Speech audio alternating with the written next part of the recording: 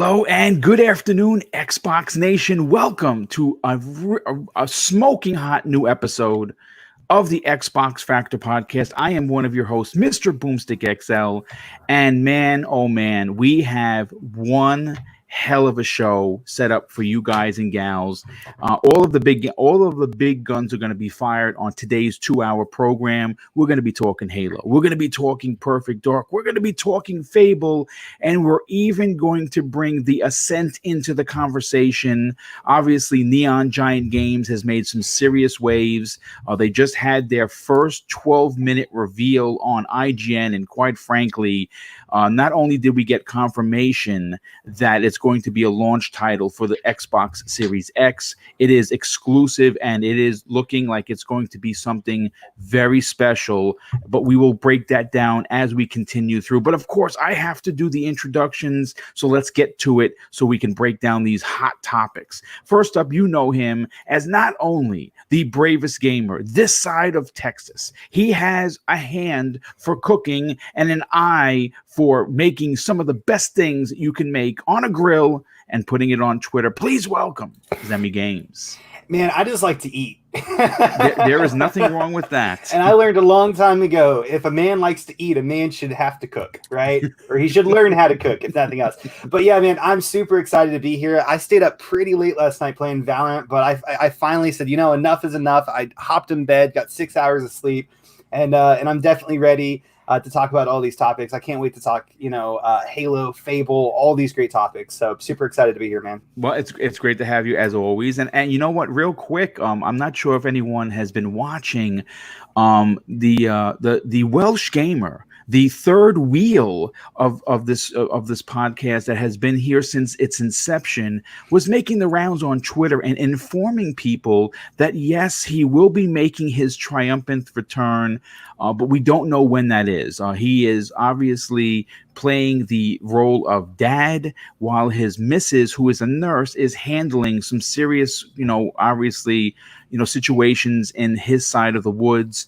and he is obviously taking care of his son. So he will be making his return, but we don't know when that is. And trust me when I tell you, I will be making a major announcement when I get the confirmation from him. So just rest assured, he is still a part of this program, and his roots run deep. Now, let's talk about who else will be talking with us today. And you've seen these two gentlemen before. I think not only are they some young guns that the YouTube and podcast community should certainly look out for, they're two of my favorite newer podcasters that I found recently, and it is an absolute honor to have them on each and every week. So we're going to start with Mr. Badbit. Mr. Badbit is the voice, the voice of the PlayStation Nation, the good voice, I should say.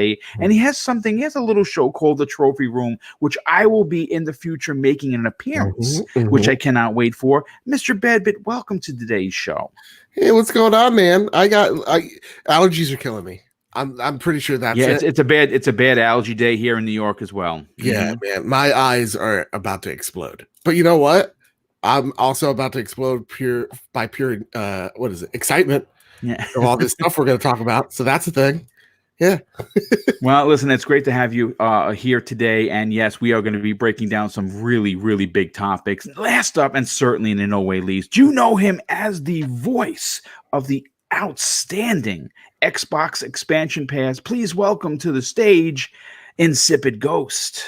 Hello, what's up, guys? It is so good to be hanging out with you on this fine Thursday. Plenty of topics, including a favorite of mine, Halo, which I'm super stoked to talk to you about. But boom, it's going to be good. It's going to be good. I even have a PlayStation nugget of info in my life to talk about later on. You never know. Whoa. Well, do I even know this, Luke? Yeah, you know. Yeah. Okay. So it's not. It's breaking news for us. Maybe not so from Mr. Bed. But you know what? Already, let me just catch up on some of the super chats. The board game renegade, who's always here. Thank you for your support, my friend. It's greatly appreciated. He drops an outstanding $2 super chat and says this: the super chat works, folks. Hashtag support creators. That is extremely kind of you to say, my friend. And Army veteran who's the name that I haven't seen before. I want to say, first of all, dude, welcome to the show and thank you for your generosity.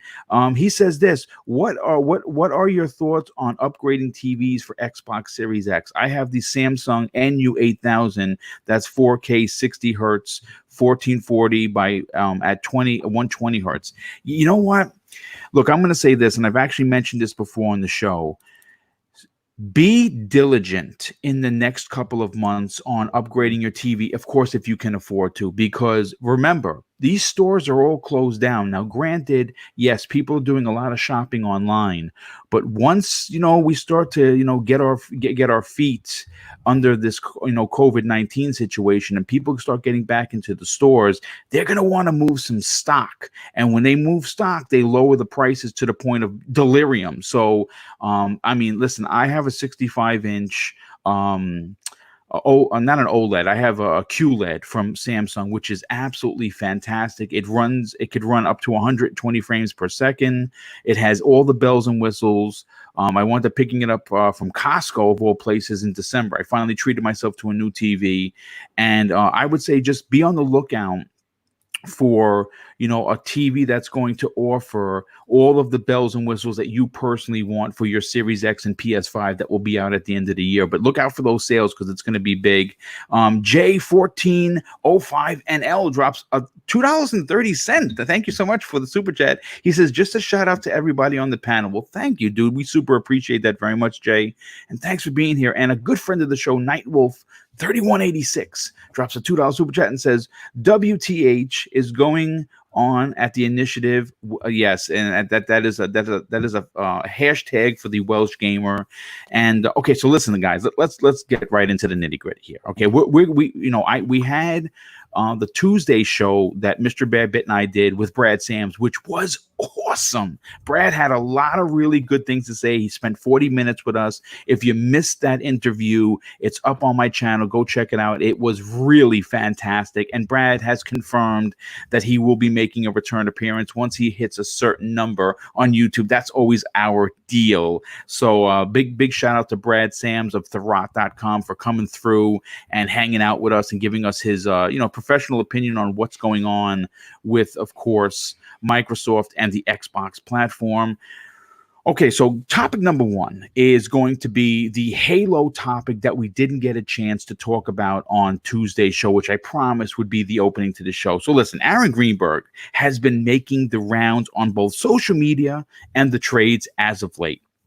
And in an article that I pulled from GameSpot.com, he is very confident in Halo Infinite. And because it's been a while since we've heard anything about the game, I thought that because we have confirmation from Aaron that it would make an amazing opening topic. So here is what Aaron Greenberg said, once again, taking to Twitter to answer a fan's question regarding the planned Xbox 2020 Halo Infinite event. And I'm calling it an event. Now, I want people to understand, I don't know if it's going to be an event. I think it should be one, and we're going to break down why that should be. But we know that Halo Infinite is going to have a deep dive in July. Now, is that going to be part of the big July first party show? I would imagine so. And if they're saying big deep dive, meaning we're probably going to get some more information, some things that we've never seen before. So Aaron Greenberg, who is a gentleman, who is an absolute fantastic community supporter, because he's always answering the fans on Twitter.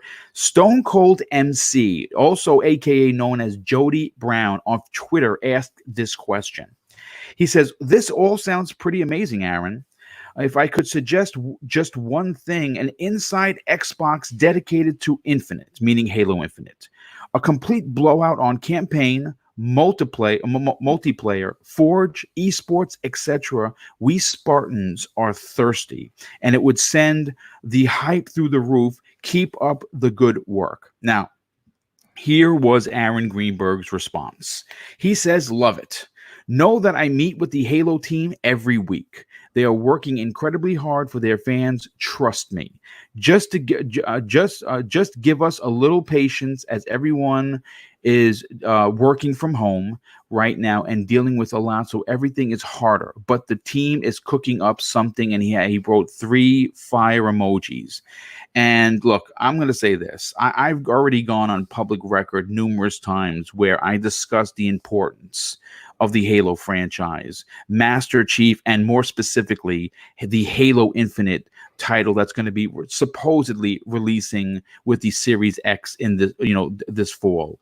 And this is something that, again, the weight of the Halo brand is tremendous in so many ways, because depending on who you ask, most people that I have spoken with in this community and fellow podcasters and even friends of mine were severely let down by Halo 5 for a lot of reasons. And we're not going to get into it because we've talked about that to death. What I am going to say is that the importance of Halo Infinite hitting a home run when it steps up is almost, I'll put it this way. Thinking about it, it's daunting.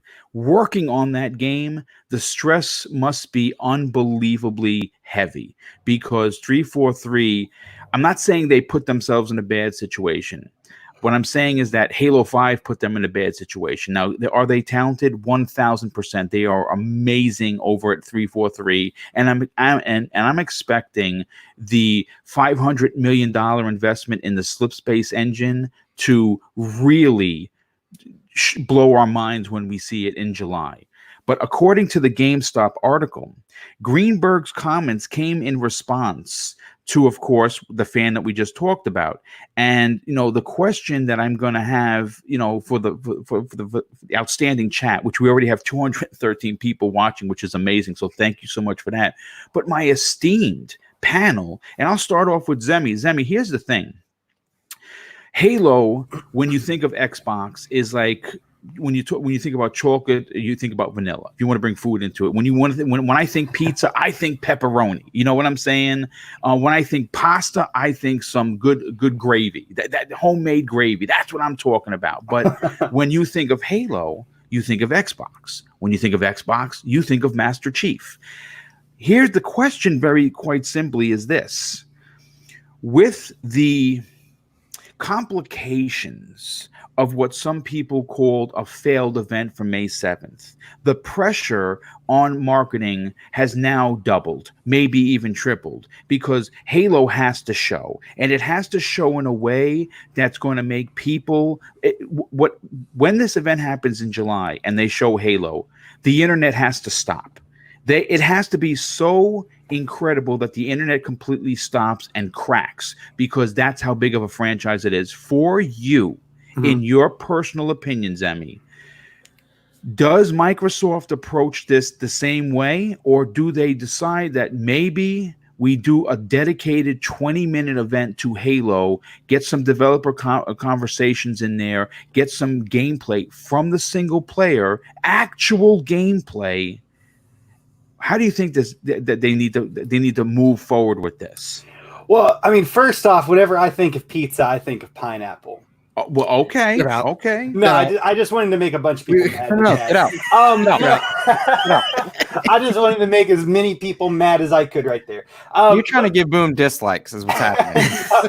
Thanks, Zemi. I appreciate it. But no, I agree. And I think it's crucial, and I think that they should definitely put a huge emphasis on Halo Infinite. It is Xbox's baby. It's the flagship title of the Xbox brand.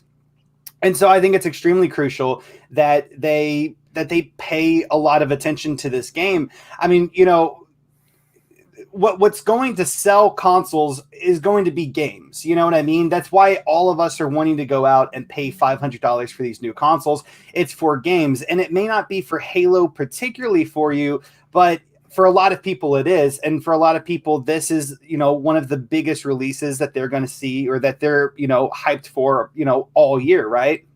So we definitely need to see a lot more from this game, a lot more than, what they've kind of showed of games previously so far, with just short little clips and then like a deep dive later on. I would agree with you. I think that we need to see at least, to me, I think it should be at least 10 minutes. 20 minutes would be even better, but they obviously want to definitely keep up with the pacing. But I think what they should definitely focus on whenever showing this game is focusing what they show us on two demographics: the longtime fans and the new younger audience that may have never played Halo before. Preferably focusing on these two demographics at the same time so they don't lose anyone within that 10 or 20 minutes. But I definitely think that they need to show us gameplay, like live gameplay or, pre-recorded gameplay of Halo Infinite being played in its best version on the Xbox Series X, maybe with some commentary, in the background. I would love to see like a little deep dive into the studio, them interviewing, the person, like the head of like, I guess, like the arts, right? Them interviewing a head programmer and getting their take on Halo Infinite and what that means for them and all this different stuff. But I definitely think that they, at its core, they really, really need to focus on those two demographics: people who have not played Halo, because they're just young or they just never got to it, and long-term fans. And they need to show us a lot of gameplay. Show us the first 5 minutes of the campaign, from maybe after the opening cutscene. That way, we don't see that, but show us the gameplay. Show us actually walking around in this potentially open world environment, shooting grunts, shooting elites and stuff like that. And then once all of that's done, give us some interviews. Show us kind of somewhat the behind the making of Halo in a way. But ultimately get everyone excited and spend enough time on it that people will be excited.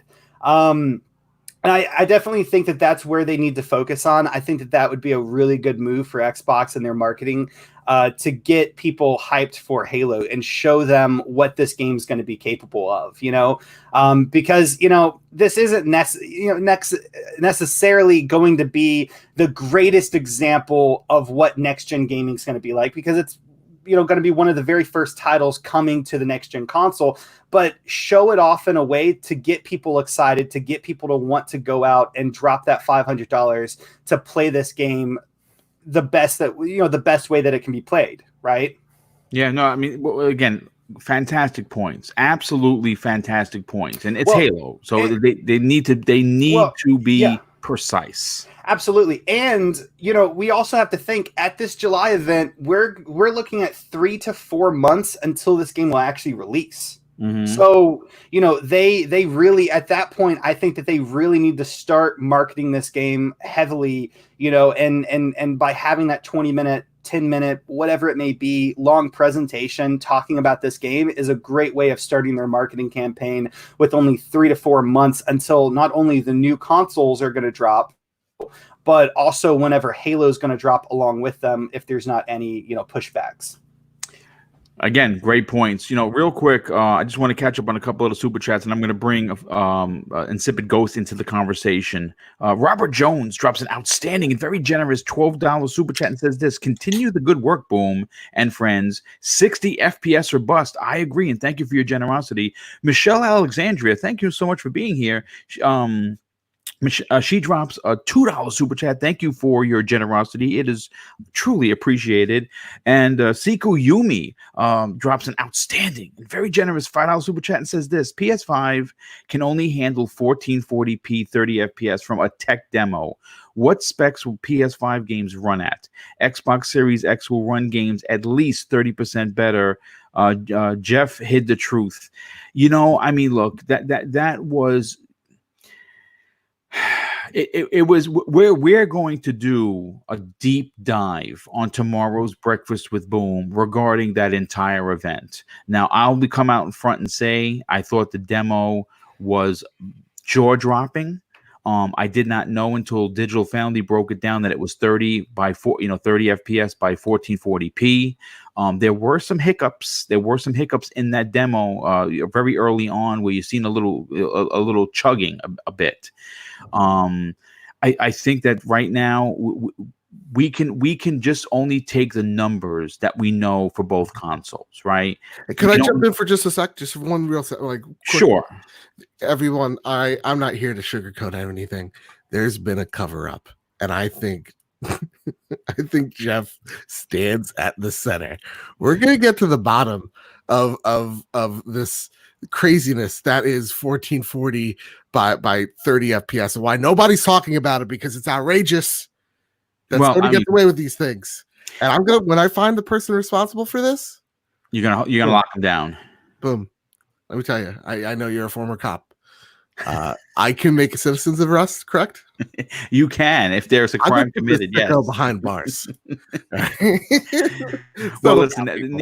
Needless to say, again, it's not something we're going to touch now. I super appreciate the super chat, but yeah, definitely show up tomorrow morning at 10 a.m. That my panel is loaded with everyone. I mean, everyone is. I put it this way: the panel is so big, and everyone's opinions are even bigger that I only wrote 4 pieces of content, 4 original topics for tomorrow, because there's just no way we're going to get past it. I can almost guarantee you 45 minutes of the first part of the show is going to be all dedicated to that. So thank you so much for that. Failed Pyromancer, a good friend of the show, thank you so much for this. He drops an outstanding $5 super chat and says this: Halo Infinite, I feel, will be something different. I agree. I personally think that we're in for a big shock. There's no way they can drop the ball with the budget. Oh God, I you know what? From your mouth to God's ears, dude. Because I don't think they can. But you know what, Luke, you are a big Halo fan. We know this. We know that Halo means something to you. Halo means something to every gamer at one point or another in their gaming career, whether that be Halo, the OG Halo, Halo 3, Halo Reach, whatever is your flavor, so to speak. Yeah. But I do have a point of contention that I want to make with you and ask the question. Lay it on me. For you. Mm-hmm. This Halo event, whether it's an event solely or whether it's a part of a bigger event, in my personal opinion, needs to be perfect. It needs to be perfect. They need to ensure that it shows great. For you, do you agree that because of the levity of what the Halo franchise means to the Xbox platform, should steps be taken to make this event on its own, similar to what we're going to see today at 4:00 when Sony shows off, apparently, I think it's 18 minutes of footage for Ghost of Tsushima? Okay. Should Microsoft be taking notes and seeing how they handle actual gameplay and give us this the same way? You're suggesting a direct style event that is focused solely on one game? I agree. Yes. That's okay. What I'm saying. So a couple layers here to unpack with this. First, the answer, in the short-term answer, yes, they do need to have a dedicated amount of time, a dedicated show to breaking down what it is that makes Halo Infinite special. They have we have seen in recent years that the pillar franchises that Microsoft has pinned itself up on, Gears, Forza, Halo, have waned in both popularity and in mind share. And their goal is to bring that mind share back. There is no doubt that Halo Combat Evolved changed the game for console shooters and set a tone that put the entire industry on the path that leads to where it is now. There is also no denying that Halo 5 disappointed commercially and critically over time. That audience has waned a bit, and the Halo brand has been taxed. The abandonment of the Reclaimer trilogy with Halo 4, 5, and Infinite now is no longer the culmination of a trilogy. Instead, it's become something of a soft reboot, which is, I think, a wise step to take. Continuing in that mindset, they are using the Slipspace engine. What they must do, particularly in light of the impressive display that Jeff Keighley's Summer Game Fest put on for the new Unreal 5 engine. Boo. Oh gosh, you're mad at a guy for promoting. Anyway, that was such an impressive display that people were thinking PlayStation 5 the whole way out. They need to not only spotlight Halo Infinite, but also their Slipspace engine and what makes it special.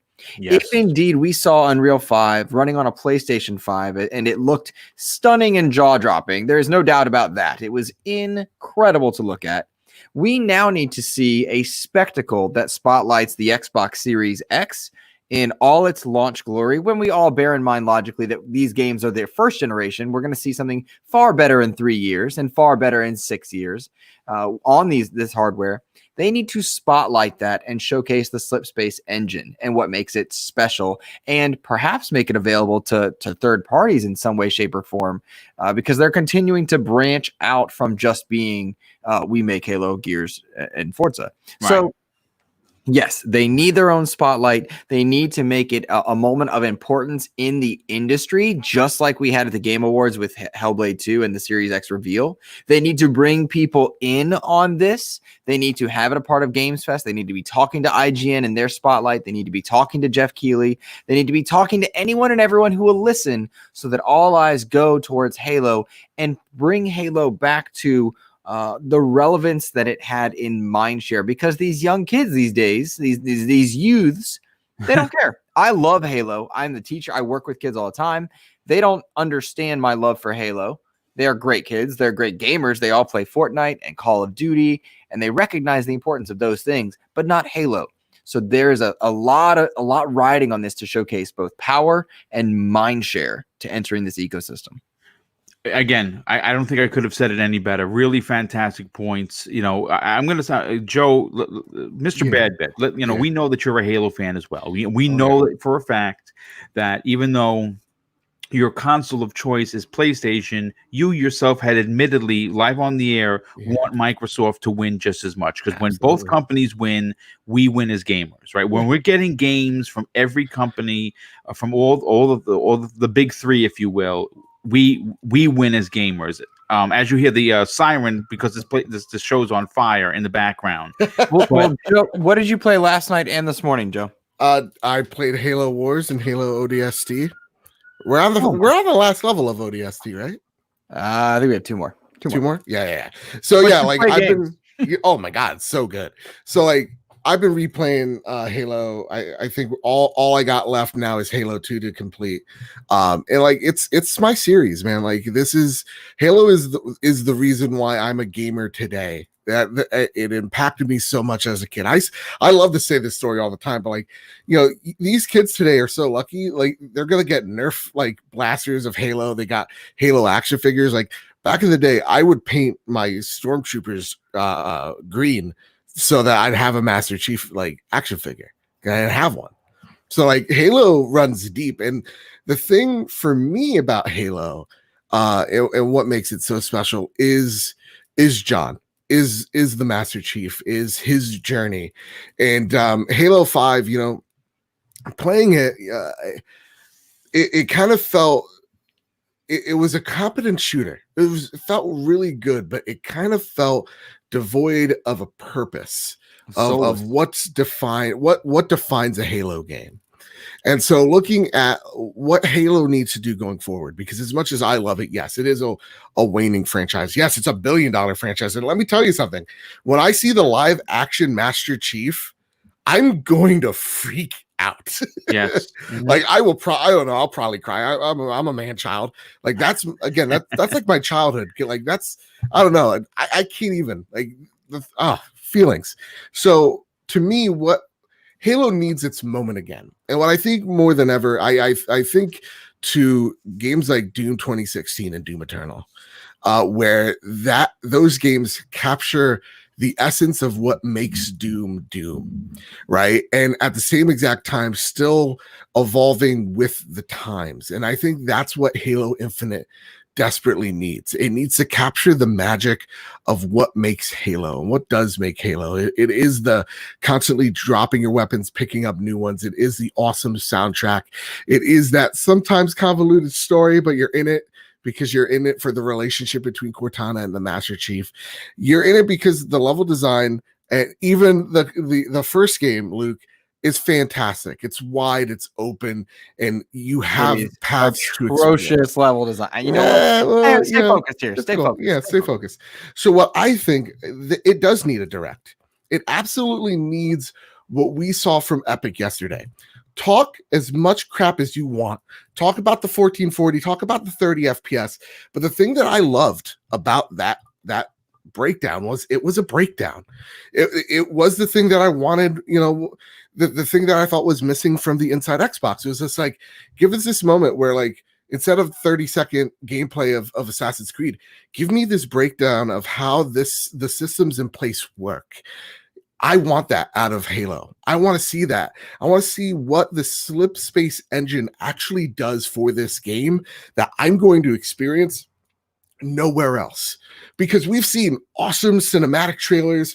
Hellblade 2 looks fantastic. Yes, the opening like 30, 45-second trailer of Halo Infinite, chef's kiss, is amazing.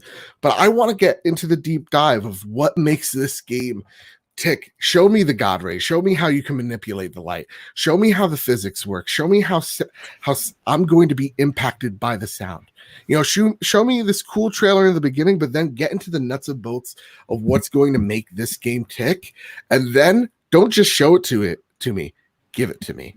The thing that makes Microsoft have an advantage that I think everybody has doubted, and this is a great opportunity to prove that doubt wrong, is the cross-generational leap.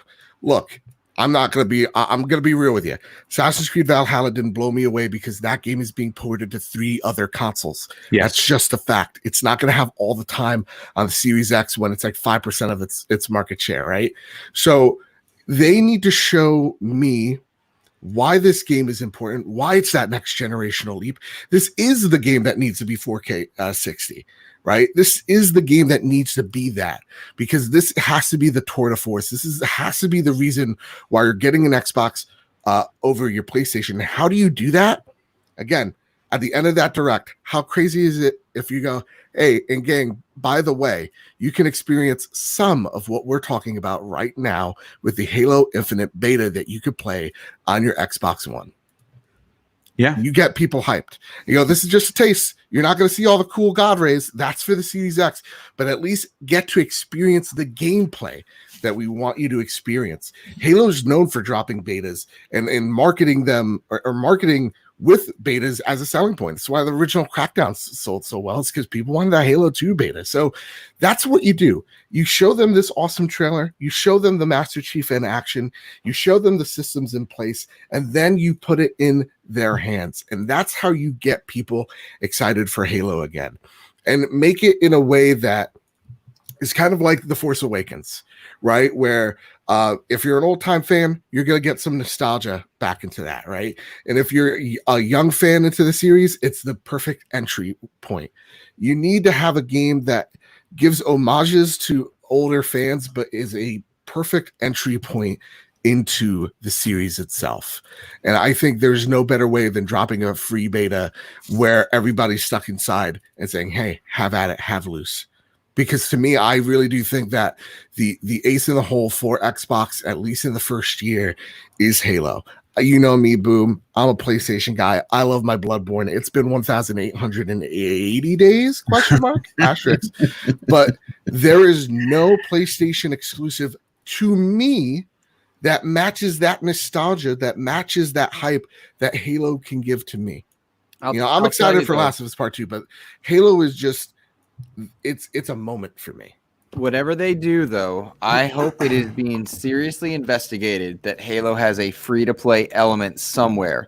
And if anybody is shaking their heads no, examine the sales, the numbers, the engagement numbers, something that Microsoft pushes, engagement numbers of games like Call of Duty and what Warzone did for that franchise and reinvigorating. Making bank unbelievably. Yeah, and selling copies of the game as well. Like it's doing gangbusters. Look at Fortnite. And it goes right in line with the Game Pass mantra of if you expose people to it, they're going to invest their dollars. Yes. Fortnite does it. Call of Duty does it. Game Pass's entire business model is built upon that. I hope that if they have a banger on their hands, if Halo is what I think many of us are hoping, and we're okay in this particular case to hype it up. There are sometimes we hype ourselves as a gaming community. No, this is not one of those cases where we need to be tempering expectations. They need to deliver. Yes. They need to deliver. This is a different situation. We've seen them spotlight Gears, and Gears didn't land. And then Gears, I don't know if anyone follows the Gears community. I love Gears 5 as a campaign. Really enjoy the multiplayer. Same. But they're constantly tweaking, constantly working on it, trying to fix things. And they have a diehard community that's never happy. They need to hit the ground running with Halo Infinite. All eyes are on them. Hate to be them. Don't want to be them. Absolutely expect them to provide in the best ways. In the background.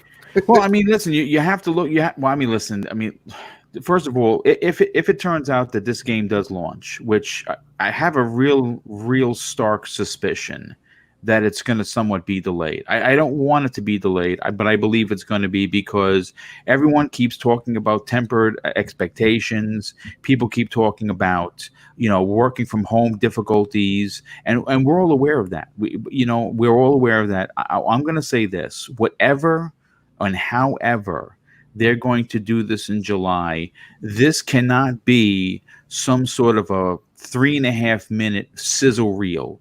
They're going to have to look at what people consider to be a failure, even though I thought Inside Xbox was fantastic, even though I gave it a B+, and that's my opinion, and I'll stand with it.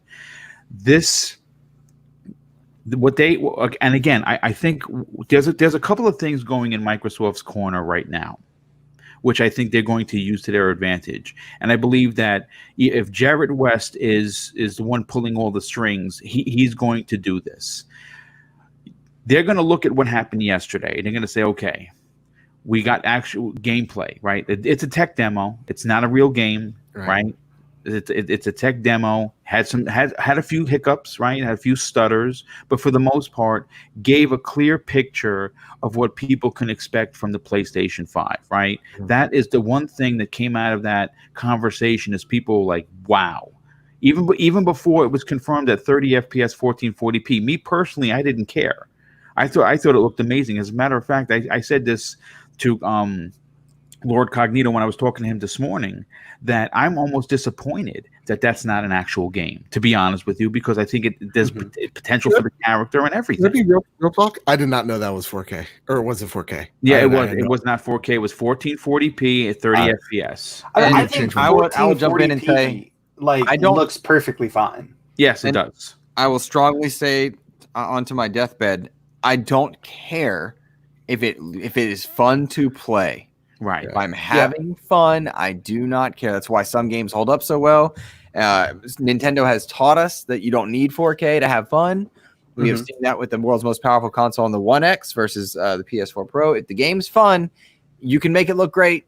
It's got to be fun. That's the difference. Yeah. Well, I think something, happened during this conversation that is very important that really no one's actually brought up yet. And this question is for Insipid and Badbit. Like, why is Halo 2 going to be the last game that you guys play? It's because what's going on? Like, I mean, it's just the order. It's just the order.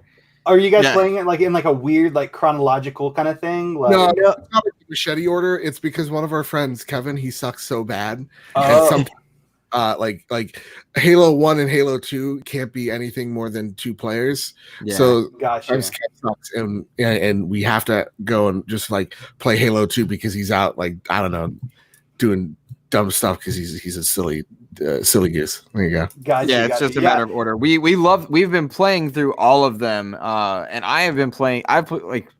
I'm a diehard Halo fan, down to the arcade game Fireteam Raven, which is fantastic. One day when we can go back out, and if you can go to Dave and Buster's, play that. I've even been playing the twin stick shooters just for kicks. They're really. I love the twin stick shooter. They're fantastic. Yeah, they are. I'm reading Oblivion right now, which is the latest novel. I love Halo, and I know Bit does as well. So we've just been during a time of pandemic. Jump on the Master Chief Collection is just pure gold right now. It's wonderful, and just having a ball playing through these campaigns and seeing the evolution of the franchise. And then we played through Halo 5 last week, and really it gave us perspective for what makes Halo and where 5 missed the mark that 4 nailed when you look at campaigns only. And those are the discussions, those are the experiences that really inform what I want from Halo Infinite, what I expect Halo Infinite to deliver. It's just different. It's not the same as the pressure of Gears. It's not the same pressure of Call of Duty that they had when they were slumping in air quotes. Even Fortnite had to find a way to reboot at one point. Everything has to go through that. And so there's a spirit that comes with Halo that is important to capture for our generations, but also for the kids, because the kids buy consoles and they buy games and their mommies and daddies buy games. And we got to find a way to bring that back. It's important. Yeah, no, listen, I'll put it this way. Everyone had absolutely fantastic points. And we'll close out this topic with this. Trust me when I tell you, but Bonnie Ross and the team at 343 are completely in control of the situation. I think it's safe to assume that they understand the weight of the Halo franchise and how important it's going to be for the Xbox platform. I think that if it wasn't important to Microsoft and of course the 343, they would have never spent the alleged $50 million or whatever the $500 million that they spent for the new slip space engine. And you know what? I mean, listen, there's nothing more. This horse is already going to be turning glue any second. We can't go any further with this particular topic, but I will say that thanks to the production value, even though maybe some people didn't think it was that big of a deal for yesterday, and what I'm expecting and anticipating with Sony's today, Microsoft should take both of those particular events and look at it and say, okay, this is what we have to do. They have to treat Halo like the top of the tree star that it is. That's the end of the story. They need to show us why we want to buy a new console. They need to show us why we should be excited for Halo again, and why the Slipspace engine, it could potentially be the engine that a lot of the first-party studios are going to be using moving forward. They need to give us information on what it took to get where they're at, and just show us mind-blowing gameplay. What that does is it completely shuts down any hater of the Xbox brand that says they haven't seen gameplay. You show the gameplay, show a 5-minute snippet of a first mission, like Joe was saying, and you know what? Everyone will walk away extremely satisfied. There's no doubt. But you know what? Real quick, before we move on to topic number 2, I just want to catch up with the super chats because there's been quite a few of them, and the generosity once again completely blows me away. Elemental PO drops an outstanding and very generous $5 super chat and says this: after the Unreal Engine 5 demo, how can you not believe that Hellblade 2 reveal wasn't all in game? And I agree. I believe it really was in game. Yeah, I think all of it's in engine. I don't think anybody's down that.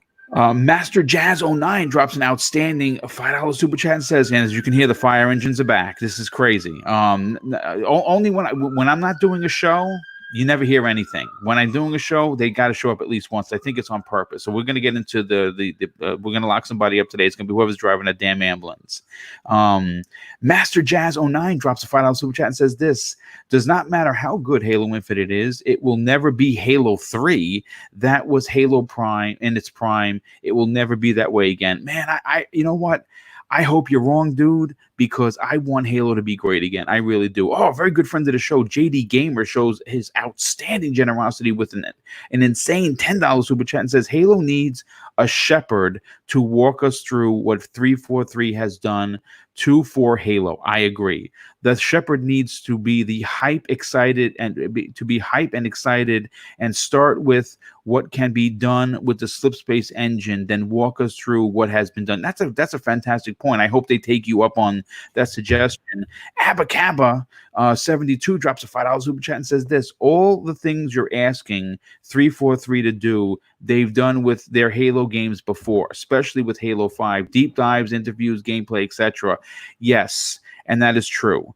And what they need to do, though, is they need to do that times 10. They need to let the Xbox fans, the diehard fans, and fans that could possibly and potentially be new to the series, take a look and see what they've done with this engine.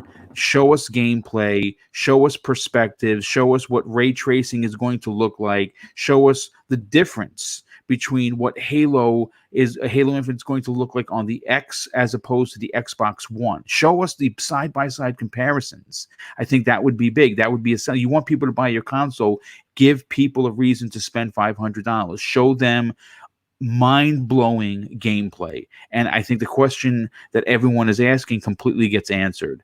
Super Pander, thank you so much for being here, dude. He drops a $5 super chat and says this: could we see more studios open to acquisition as a result of the pandemic financial difficulties? Thanks for the great content. Well, wow, that's a deep question, dude. I mean, wow, that's actually I really like that question. That is an awesome question. You know what I'm gonna do? You know what? Listen, again, I'm actually going to. You know what? While I'm reading these super chats, I want to screen cap this because this is something that I think would be worthy of a topic that we could maybe address at a later date, because that is a very provoking question. Again, we know that others in the world, the workforce is currently hurting financially, but none of us have actually sat down and thought, well, what's happening at the game studios that are not part of SIE or the Xbox game studios, right? Or Nintendo, of first and second party. What are they doing? What if they're not part of EA or Activision or Ubisoft, right? So that's a very, very interesting, thought-provoking question, and we were going to definitely return to that at a later date. I'm going to write an original topic based on that. But JD Gamer, once again, man, dude, thank you so much for your generosity. He drops another $10 super chat and says this. Oh, man, I just lost it, for the crying out loud. Here we go. It says, I would rather have Halo delayed for up to a year to make it a clear banger if it needs to be, then allow it to launch with even one blemish. I want a visual and gameplay masterpiece, a console seller. And you know what? I don't think you can actually argue. I think that's a fantastic point. But they've been working on the game for 5 years, man. I mean, it's been a long time since Halo 5. So I would like to believe that even though this pandemic caught the entire world, not just, a company or two, the entire world off guard, I think that they were very, very close to finishing the game. I mean, right now they probably just be doing polishing until it's released. So who's to know? But I'm interested to actually hear from them, and hopefully we get a chance to hear what they're saying in this July event.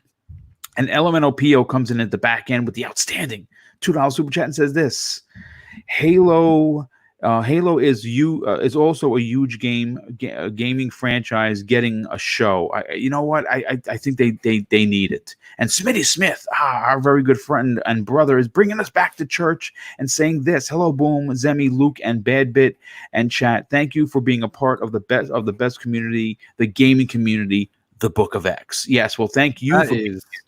Thank you, man. That means a lot. Yeah, it does. It absolutely does. But you know what? Let's move on to topic number 2, because this is another one that I think we're going to be on for a while. It's pretty big, and I believe it's tremendously relevant. Now, in an article that I pulled from GameRant.com, they're saying the new Fable. Now, this is the author's opinion, and I'm going to get everyone's opinion on this because I think that there's some relevance to what he is saying. He says this: the new Fable needs to be the Xbox Series X's Breath of the Wild. And I absolutely agree for so many reasons. Now, according to the article, we currently know nothing concerning the fan favorite franchise known as Fable, which saw a trilogy span across the OG Xbox when it started, and then finish its trilogy on the Xbox 360.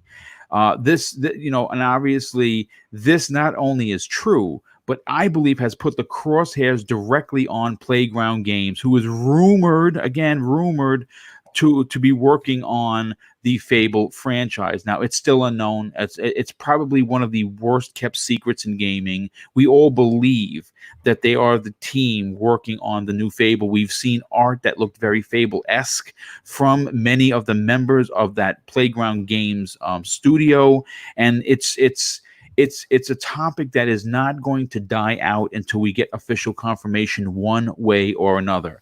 But I thought that the article brought a very compelling question, and I wanted to tackle it on today's show. Now, as we already know, Halo Infinite that we just talked about has some lofty goals ahead of it. And we've discussed that to death. And I think that at the end of the day, we're all, as gamers, going to be very happy with what they bring to the table.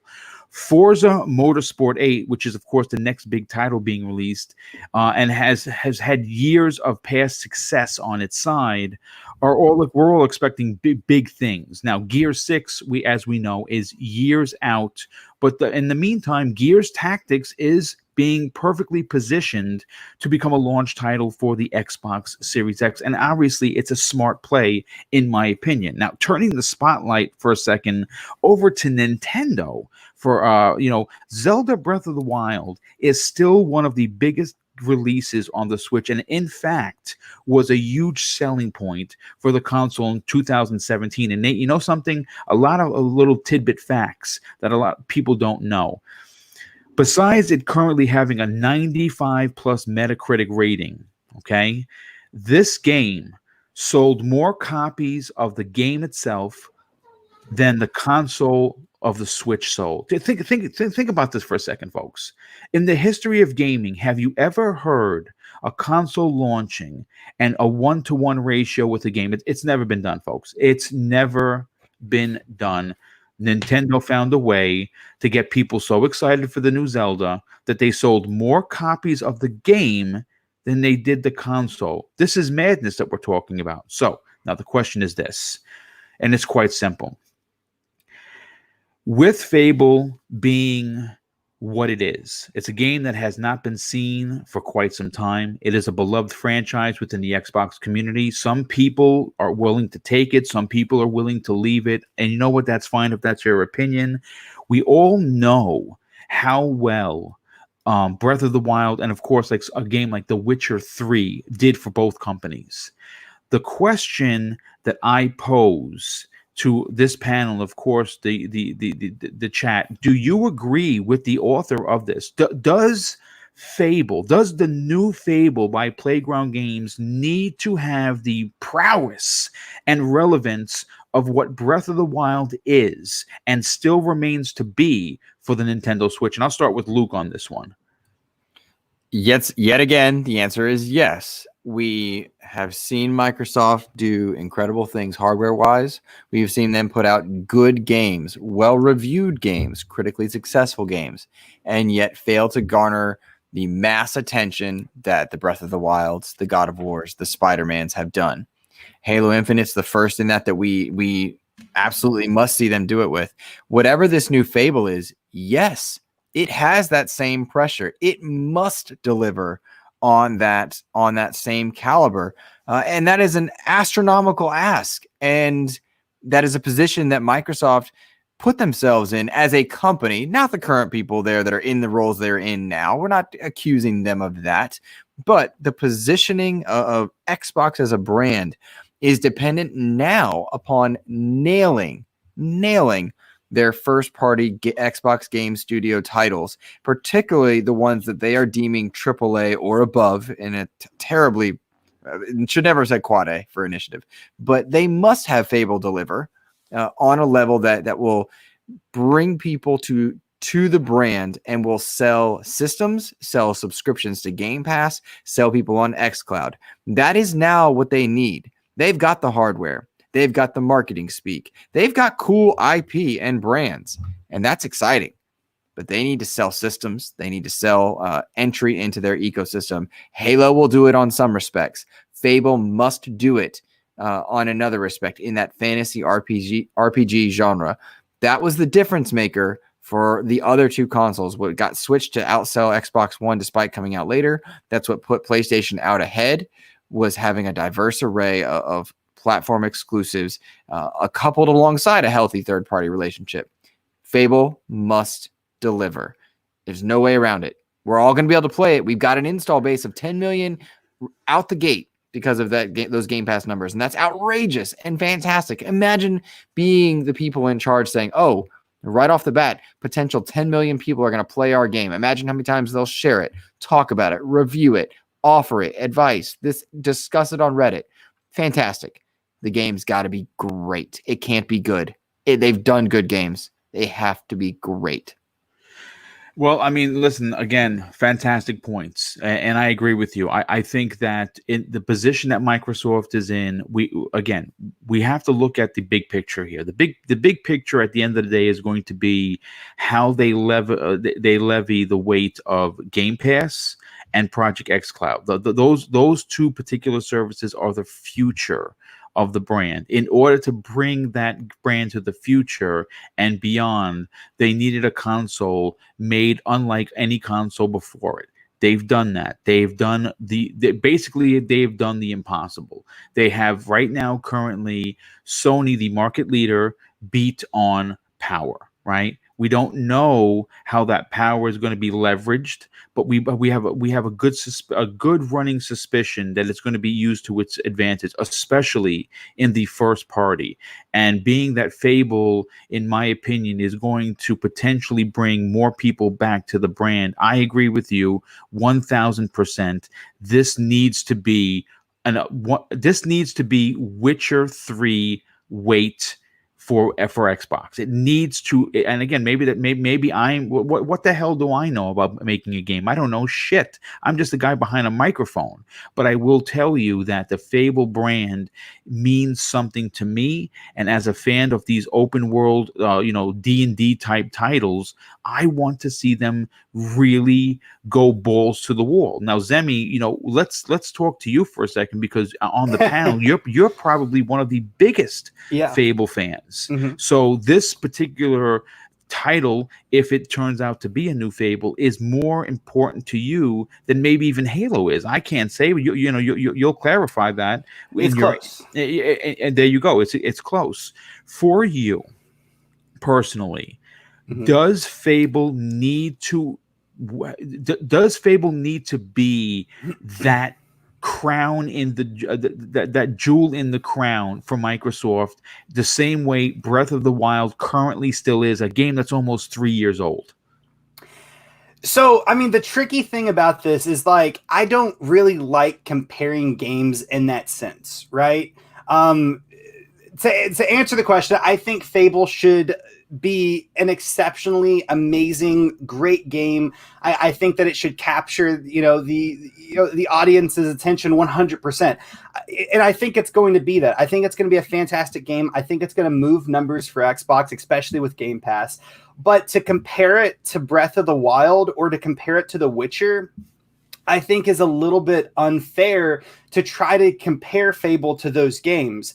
And I think just doing that, I think people getting that into their mind of wanting to compare the next Fable game to The Witcher or to Breath of the Wild is going to probably lead a lot of people to being disappointed, because I don't think that Fable can hold that same light up to those games. And the reason I say that is because The Witcher total out of, the 3 games that it has made, I think across the board has sold like 40 million copies, right? Breath of the Wild, I mean, back in 1986, the very first Zelda game sold, I think almost like it was 6 million, I think almost 7 million copies in 1986.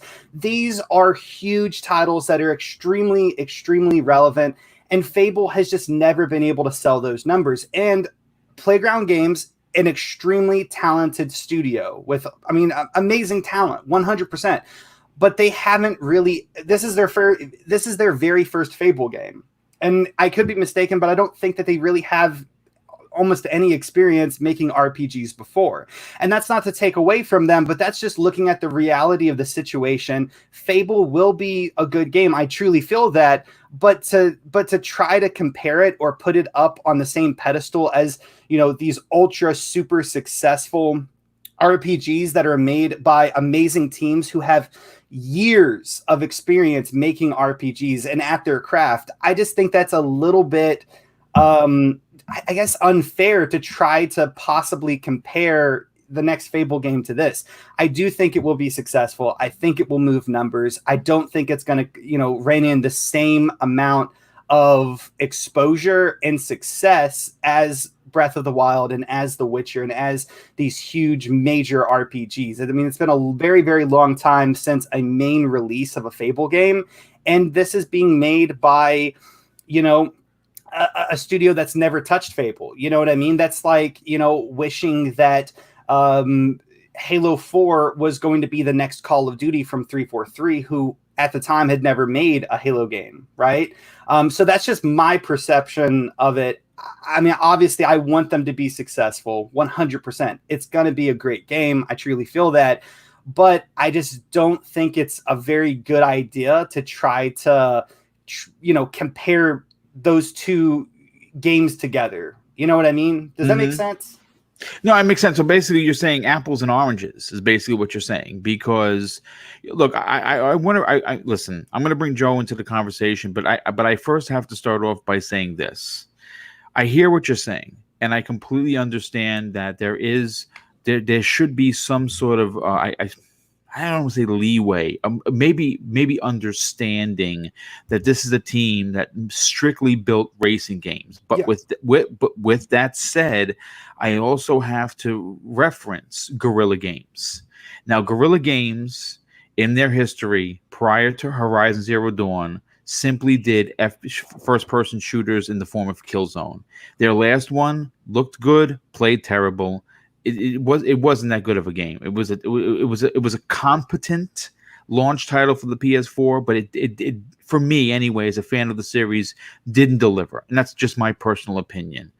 But then after Killzone, they started doing what? They started working on Horizon Zero Dawn, which is an open world game unlike anything that they've worked on before. And guess what they did?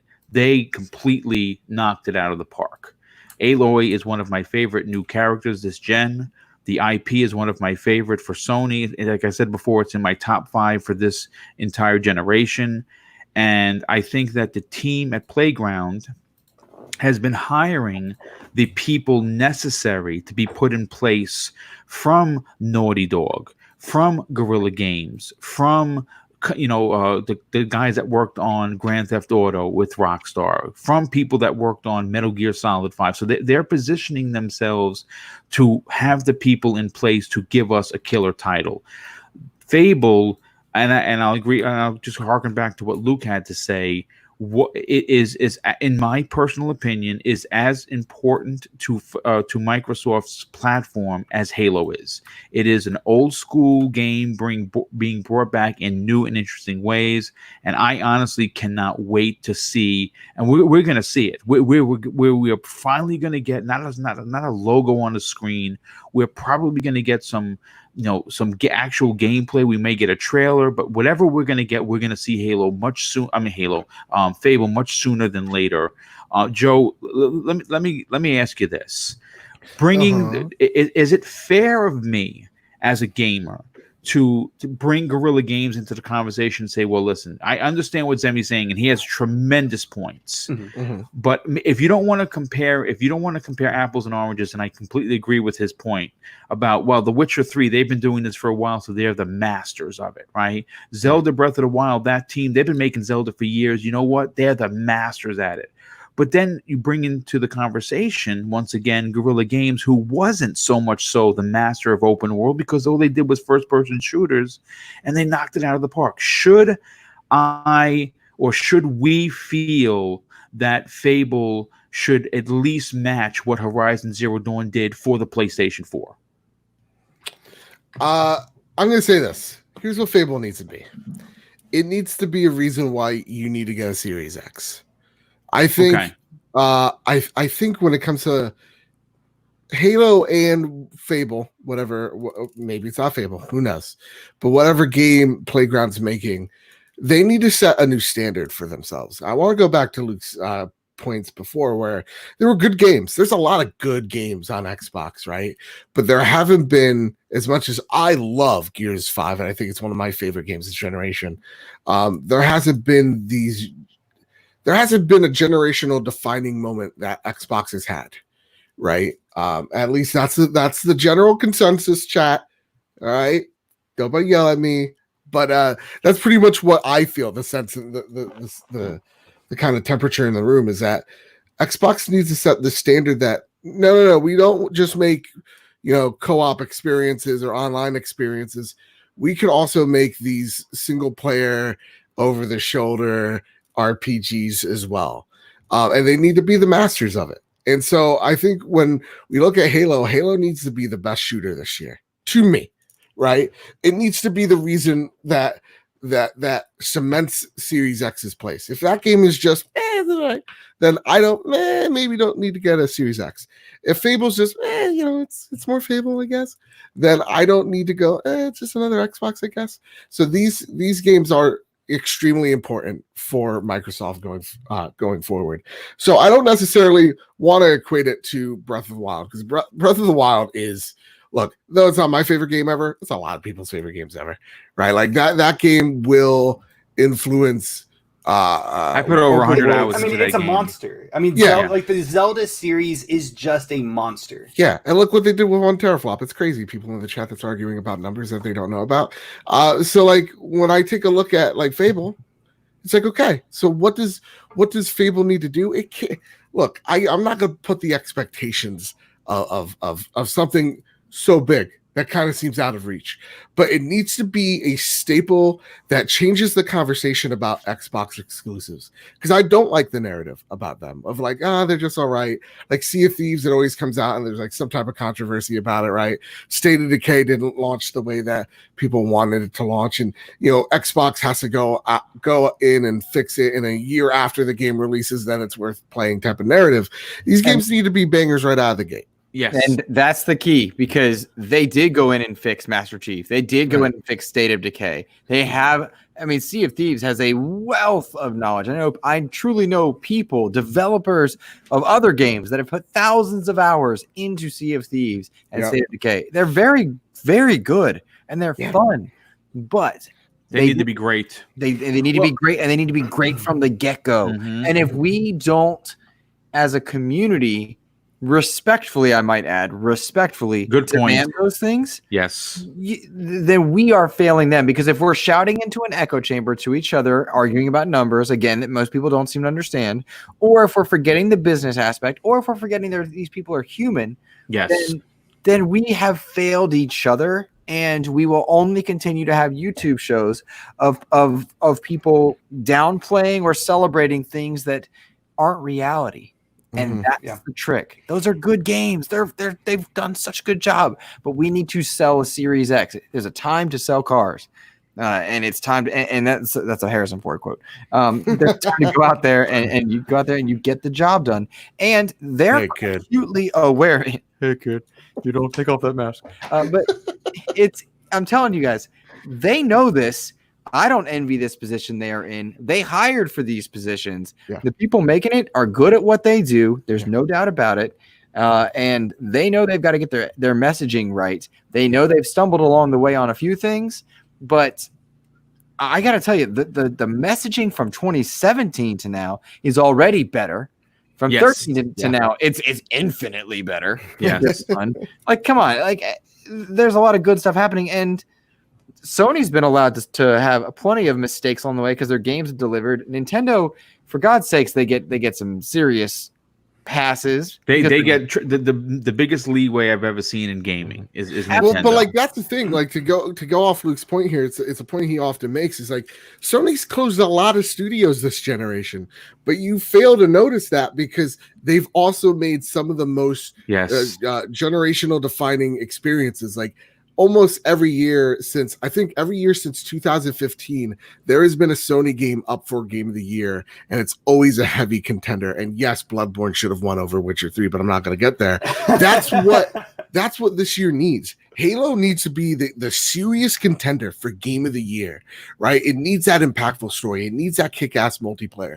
It needs to be a multiplayer that stands on its own and against a Call of Duty, against a Fortnite, or against whatever the next big multiplayer thing is. That's what Halo needs to be. And the next big RPG, I have nothing but faith with Playground, what they're able to execute in an open world. So that's what these games need to be. They need to change the narrative that Microsoft fixes games and they don't make great games. They need to change that narrative. And I think these two studios can give Xbox the leeway they need so that if, maybe, Rare's Everwild doesn't live up to expectations, you can still go back to Halo being so freaking great. So I think it's these games need to more than be a Breath of the Wild or whatever. They need to be the thing that changes the narrative about Xbox, and I hope they are. Yeah, I mean, listen, it's a big franchise. Yeah, Zemi, you want to add to this? Yeah, I just kind of wanted to like add on to like your Guerrilla statement. Like, I understand where you're coming from with the Guerrilla game statement, but at the same time, I think that there is a huge key difference there, and that yes, I mean they did work on a first-person shooter, and then they came out with Horizon Zero Dawn, a massive open-world game, but Horizon Zero Dawn, if I'm not mistaken, is a brand new IP, whereas Fable is a pre-established IP where people have very strong opinions and thoughts and ideas of what a Fable game should be. And I think that actually makes it harder for Playground Games. And I think that is definitely a very, very huge key difference.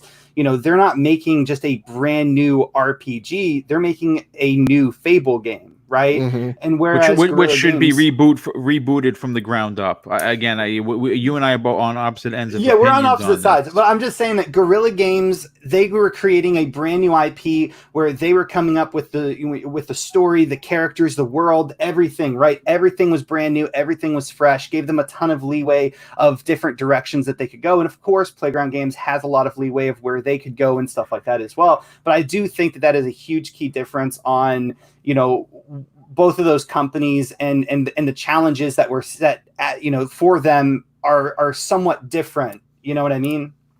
Look. I mean, listen. Again, just to kind of go apples and oranges, right? You want chicken kicking. You want chickens locked in cages. You want the British humor. You want to throw a fart or two. I hear you.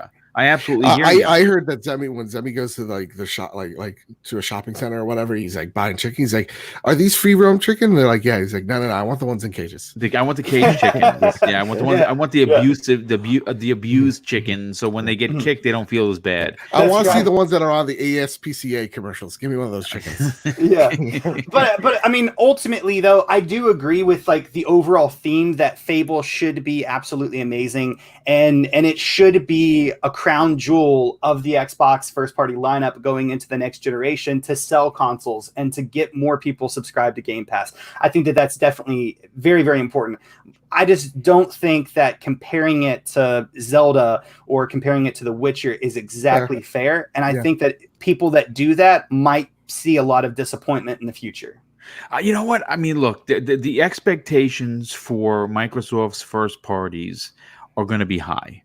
And we understand that at some point or another, they're going to be hitting home runs. They're going to be hitting bombs.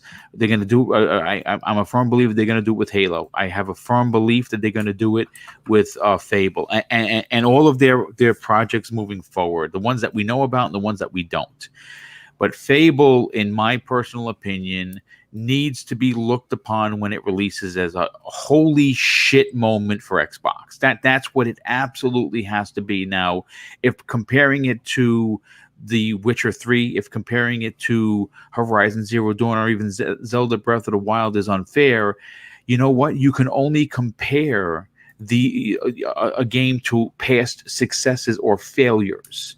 And what we can't have with a Microsoft first party studio moving forward is like everyone was alluding to, it's a good game, but it needs to be a holy shit they did it moment, and they need to do that more often than not, because the AA games that are okay will look better sandwiched between a 90 meta Halo and a 95 meta Fable.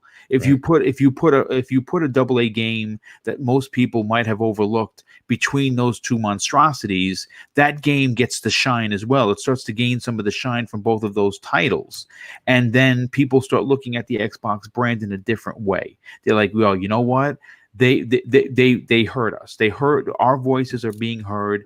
They're coming to the table with these massive games. They've had hit after hit after hit. If they could string together a couple of big W's for them, where it's not only critically a success, but commercially a success for the platform, it is going to make these developers that are creating these games are certainly a lot easier. And again, I agree with you. I think that there is also pressure in that studio. And again, folks, we got to remember, we are just completely going on speculation that Playground Games is making a Fable. There have been several people, several community members that have even suggested the fact that what if it's not Fable? What if it's a new built from the ground up IP and they're not actually working on Fable? Now, I'm going to be honest with you. I would be both happy and disappointed because one, it'd be a new IP and I'm sure it's going to be amazing, but I really want a new Fable. And I think everybody on this panel and a good significant of the near 430 people we have live in the chat are probably will agree.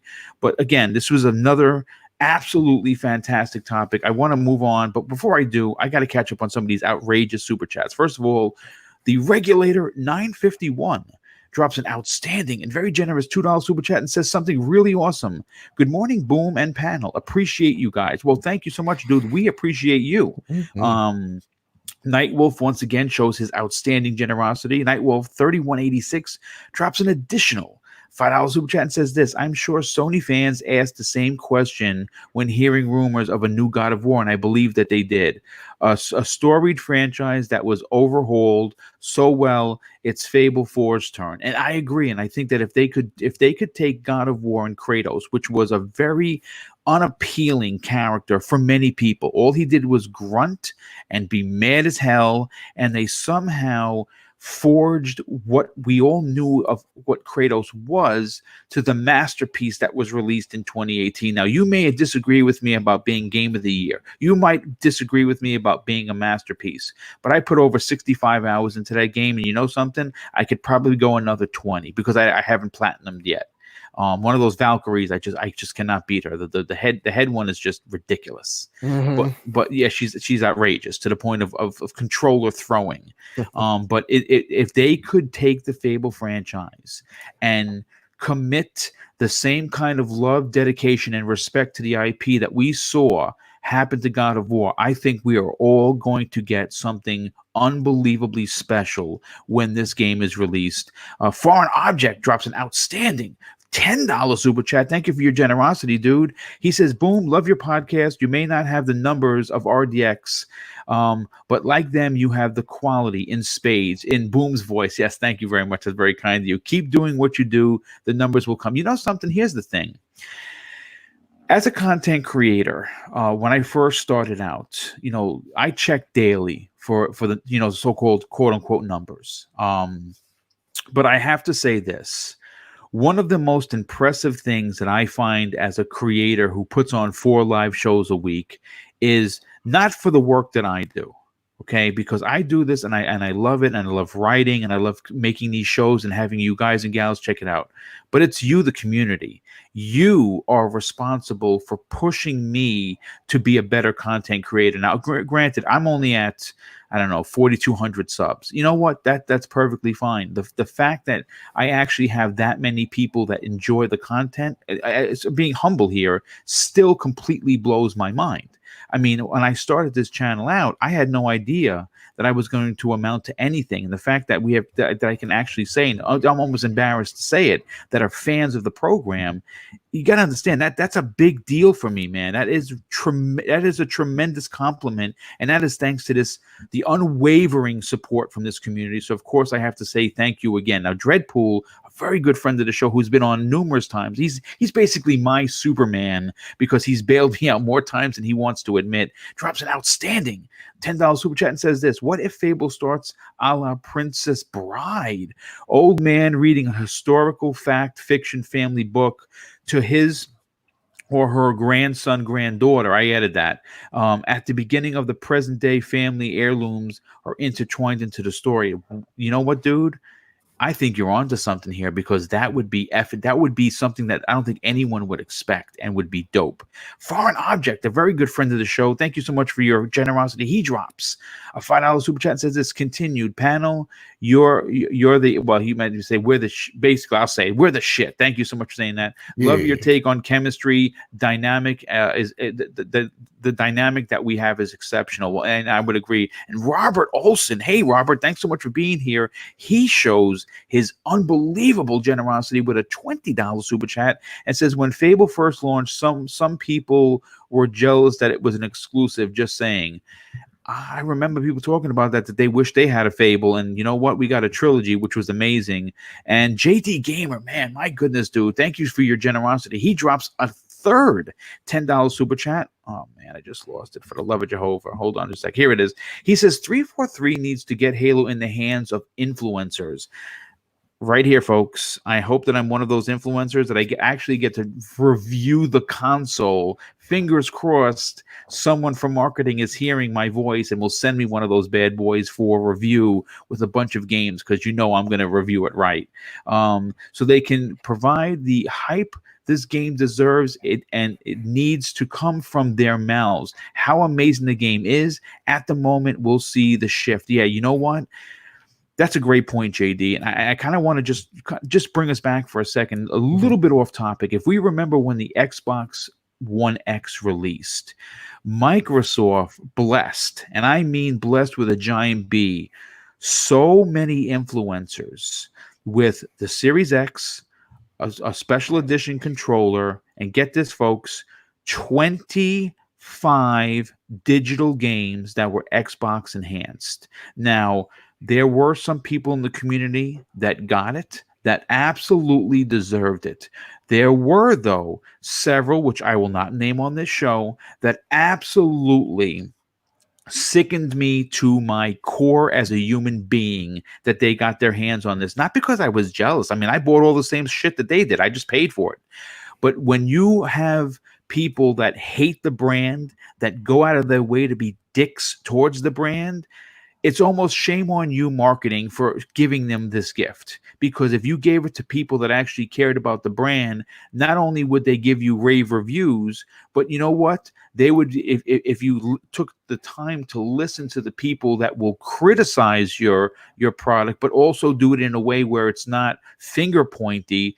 Those are the kind of people you want getting your console and your games to review, because you know what, we're going to give it our real opinion. And you know what, that's a great point. And let me catch up some of the super chats. They are really coming in super fast, and I don't want to miss anyone. Mr. Tushy, thanks for being here, dude. Super appreciate you and your awesome name. I chuckle every time I say it. He says, he drops a $2 super chat and says, we all love you, Boom. Well, thank you, dude, and I love you guys too very much. Smitty Smith shows his generosity once again with another $5 super chat and says, I actually used to listen to Crossfire just for you, Boom. Salute. Well, dude, that's really good. I mean, listen, I have no ill wills towards anybody on that program. Of course, you know, me and Mooch are very good friends, and he helped me get into this business. But I believe that for family reasons, and I was very clear about that, you know, giving back Friday nights to Mrs. Boomstick was important to me, and that's why I only show up on that show every now and again, because hanging out with her, family first, bro. I'm always about family first. And Patrick Christensen, oh, hey, dude, thanks so much for being here. He drops a $5 super chat and says this: keep up the good work. We listen to the show we'll listen to the show tomorrow to make my work day go much faster. Oh, that's awesome, dude. Thank you. And once again, Smitty Smith, the leader of the church we know as the Book of X, says this after a $5 super chat: Giant Bomb was one of them. Ungrateful people who got a 1X. It was unsettling. I agree. The way that they reviewed it was disgustingly gross, to say the least. But you know what? Let's move on to topic number 3, and this one is another fire starter. Now, one of the most talked about Xbox game studios of the 15 first parties is undoubtedly the quadruple-A behemoth known as the Initiative, and for good reason. Now, when the studio was announced during E3 2018, it was dubbed as the first quadruple-A studio with what is believed as a developer with a limitless budget. And they are going to be creating new and wondrous Xbox exclusives for us. Now, I personally believe that they have multiple projects in the works. I can't confirm or deny that. It's just my gut feeling. Now, the second worst kept secret in gaming, besides Fable at Playground Games, has been in the last few months the Perfect Dark reboot that they are supposedly, quote unquote, working on. Well, thanks to Robert Serrano, who is a web/tech project specialist consulting for the gaming industry, he had some very interesting things to say about the initiative. Now, this is what he's saying. A walkthrough video about the new project in development by the Initiative Studio will be shown this summer, with a sneak peek of a brand new hashtag Xbox Series X exclusive. Don't miss the Xbox Summer event. More info coming soon. Hashtag Power Your Dreams. Now, this is big. In fact, it's so big. It's these kinds of announcements that should 1000% prove that this is a very different Microsoft. And with the newly found marketing ideology that we've seen wreak its ugly head left and right since December 12th, 2019, I think the world is waiting to see a walkthrough video or a vid doc, if you will, of the new exclusive. Now, not only will this bring us confirmation that the project exists, because we've been hearing this for quite some time, but we'll actually finally get to see some real life Xbox Series X gameplay and what this new game or new old IP, if you will, is going to look like running on the new hardware. Now, look, I'm going to be honest with you, and now I'm going to address the chat and the panel. This particular story had me smiling ear to ear as I was writing it. But I want to hear your personal thoughts and theories on the post of Robert Serrano and how excited you are for this new Perfect Dark information if it comes to fruition. And I'll start with Zemi. Now, Zemi, look, the one thing that you and I will agree on very easily, and we've talked about this on this program before, is that this entire 7-year generation that we're currently closing out at the end of 2020 has been there's one genre that has been absent, and that is, of course, the Splinter Cell type spy genre. Now, Joanna Dark is one of those characters that have a good potential to bring big news to the bring to the industry. What are your thoughts on this? I mean, I'm excited. How could you not be? I mean, honestly, as soon as I heard, the word initiative, and it was up on the big screen. What was it, 2018 E3? Yes. I mean, I automatically just wanted to know exactly what that studio was going to be making. And finally, 2 years after, it looks like we're finally going to get a little glimpse into what they're, working on. Hopefully gameplay. I don't really remember everything that the tweet said, but yeah, I mean, I'm super excited. And every single time we ever mention the Perfect Dark series, I always have to say it. Xbox is about variety. They're leading with this, with the stream service. Well, not really stream service, the game service, Xbox Game Pass, and variety is key to them. And it's been a very, very long time since we have had, a game in the spy genre. Splinter Cell has been absent for years now. And, if Xbox can lead the charge, on that front, bring a strong female character into, that game, being of, Joanna Dark. I mean, I'm absolutely excited. I'm excited to see what their interpretation of the game is, what the graphics look like, some gameplay.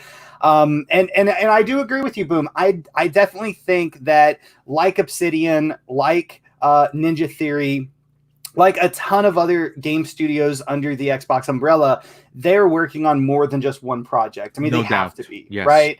So I'm just, I'm definitely excited. I mean, I can't really speak too much of it because I haven't seen anything yet, but just the idea that we're finally going to figure out, what the hell is happening at the initiative is just really, really exciting. And it's just, the cherry on top, if you will. Now, I'm not going to lie. Part of me kind of wishes that the spy game that we were talking about was like an Alpha Protocol 2 from Obsidian. Not going to lie, but your interpretation, I remember you brought it up many, many shows ago of Joanna Dark, rebooting it in a way that's more Splinter Cell, esque third person. And it absolutely, you caught me, I wasn't the fish that got away. You caught me, you hooked me, you reeled me in, and I'm here. I really want to see this game and what they are doing with it and the pure talent that the initiative does have, because I know that a lot of people are upset that, this is an old game made new, right? But it's still going to show the talent that the initiative has and all the talented individuals that they have been able to hire. It's going to show what this studio is capable of. And whatever Perfect Dark looks like, if that is the game, I expect even better things to come in their next, IPs that they work on. I mean, listen, I'm going to say this, and I just want to kind of just reiterate something that you said that was interesting. There are a lot of people, and you know what? No names mentioned. This is people in the community, in the chat right now, people on Twitter. A lot of people frown upon Microsoft re-energizing some old IPs. And I, you know what? Listen, everyone is entitled to their opinion. No opinion is right or wrong. It's yours, and you can do with it as you see fit. For me as an Xbox fan, an Xbox gamer first, I think that Joanna Dark has so much untapped potential. It's to the point of delirium. And I say that because you got to remember, Joanna Dark is an old franchise because I played the first game on the N64. I played the second game on the Xbox 360 at launch. So that is an IP that they're revisiting to me because I know about her. You got to remember, this franchise is 15 and 20 years old, respectively. There are some people that are listening right now that weren't even born when this game was out. You know what I'm saying? So it holds zero relevance to them. Can I add something as well? Please. Now, if I'm not mistaken, isn't the person like one of like the guys at Initiative the head guy from Square Enix who made Tomb Raider? Yes, that is. What the hell's his name? Jesus Christ! It was just on my Well, I mean, anyway, like that's another aspect of this whole story that really, really excites me because, to make a strong female character and to do it right is sometimes really very, very, very difficult for some of these game studios. And so, because they have that individual who did amazing work in the Tomb Raider series or trilogy, I think even adds to it even more. That was of my just excitement. to confirm it, Zemi. That was Darrell Gallagher, who rebooted Laura Croft. He was the main cog that reboot her as a franchise, which most people at some point were considered to be a dead franchise, and he figured out a way to bring her back in a big way. And I believe that same skill and ideology is going to come to Joanna Dark. And that's what's exciting about it, because I mean, like I said, I mean, it is sometimes very, very hard to bring a female character in the main role of a video game. And I think a big reason why it's so hard is because it's just not really done that often, right? Right. That's a good point. And so because you have this extremely talented individual who has amazing experience working and crafting and a game around a main female protagonist, I mean, that just excites me even more to see what the Perfect Dark, rumored Perfect Dark game would look like at the Initiative. I mean, listen, it's a franchise that in its conception, or its original conception, was a first-person shooter. It had a wacky story. It had, there were a lot of things that are probably going to be left on the cutting room floor, if you will, with this. I think that, look, this is going to sound, we don't do politics here, but I'm going to say something that's going to probably piss off a couple of people. If it does, well, I'm sorry, I didn't mean to do it on purpose. I am a big fan of a female lead character. Now, maybe that's not your bag. Maybe you want to just women for you are just something that you pump and you keep it moving. If that's how you think, hey, good on you. That's not how I think. And I think that right now, with what Microsoft has as first parties, right, is very male heavy led, and that's fine, but it would be damn nice to be able to add a Joanna Dark to a scrolling list of big wins for Microsoft's first party. And you know what? Even Fable, for instance, bring it back to Fable. At this point, for all we know, Fable may allow you to custom create your own character so you can come at it from a female's perspective if you chose to do so. So getting back to, of course, Perfect Dark, and why I believe it's still relevant, I should say, is because the story, the lore, the history of the franchise is untapped. It's an old IP that we have not seen brought to light, and again, 15 to 20 years respectively. And I think that there is real room to bring a Joanna Dark into Microsoft's first party in the next generation in a big way. And you know what? If they turn around and they reboot it where it's third person and it's a real straight up spy thriller that takes place in the future, it is going to be completely different than the original IP. So at that point, in my opinion, it becomes a new IP simply because it's an entirely different game. So again, maybe you'll disagree with me. That's fine. But you know what? Mr. Badbit, you, my friend, are someone that enjoys these adult-themed, story-driven games because you enjoy that with the PlayStation brand. They bring interesting and adult stories, and they tell them in unique ways to a perspective that I happen to love. Some people don't love it, but I do. And I would love to see that type of presentation. Not exactly. Let's get that clear. It's not exactly like a Sony game, but give us a third-person perspective for Perfect Dark that has her doing things that we've never seen her do before. For you personally, is that something that you would like to see come in this vid doc that we're going to get this summer, from potentially Jeff Keighley, from Xbox, from IGN, from GameSpot? We don't know where this is coming. Do you want to see a new Perfect Dark? Everybody close your eyes. You all right? Eyes closed? Good. Yes. In a world of cyberpunk future, a elite assassin is tasked with a mission that will have the fate of the world in her hands. Joanna Dark is Perfect Dark. You know what, man? Real talk. Every time I hear about everything is perfectly dark. Can I open my eyes? yes. Every time I hear about the initiative, I get a little less interested. And I really think it comes to the point where, man, the expectations. Like we're like quad A. This isn't just a double A. This is a triple A. This is quad A, man. It's gonna change the way you think. You didn't do that whole spiel in your Red Dead Redemption voice.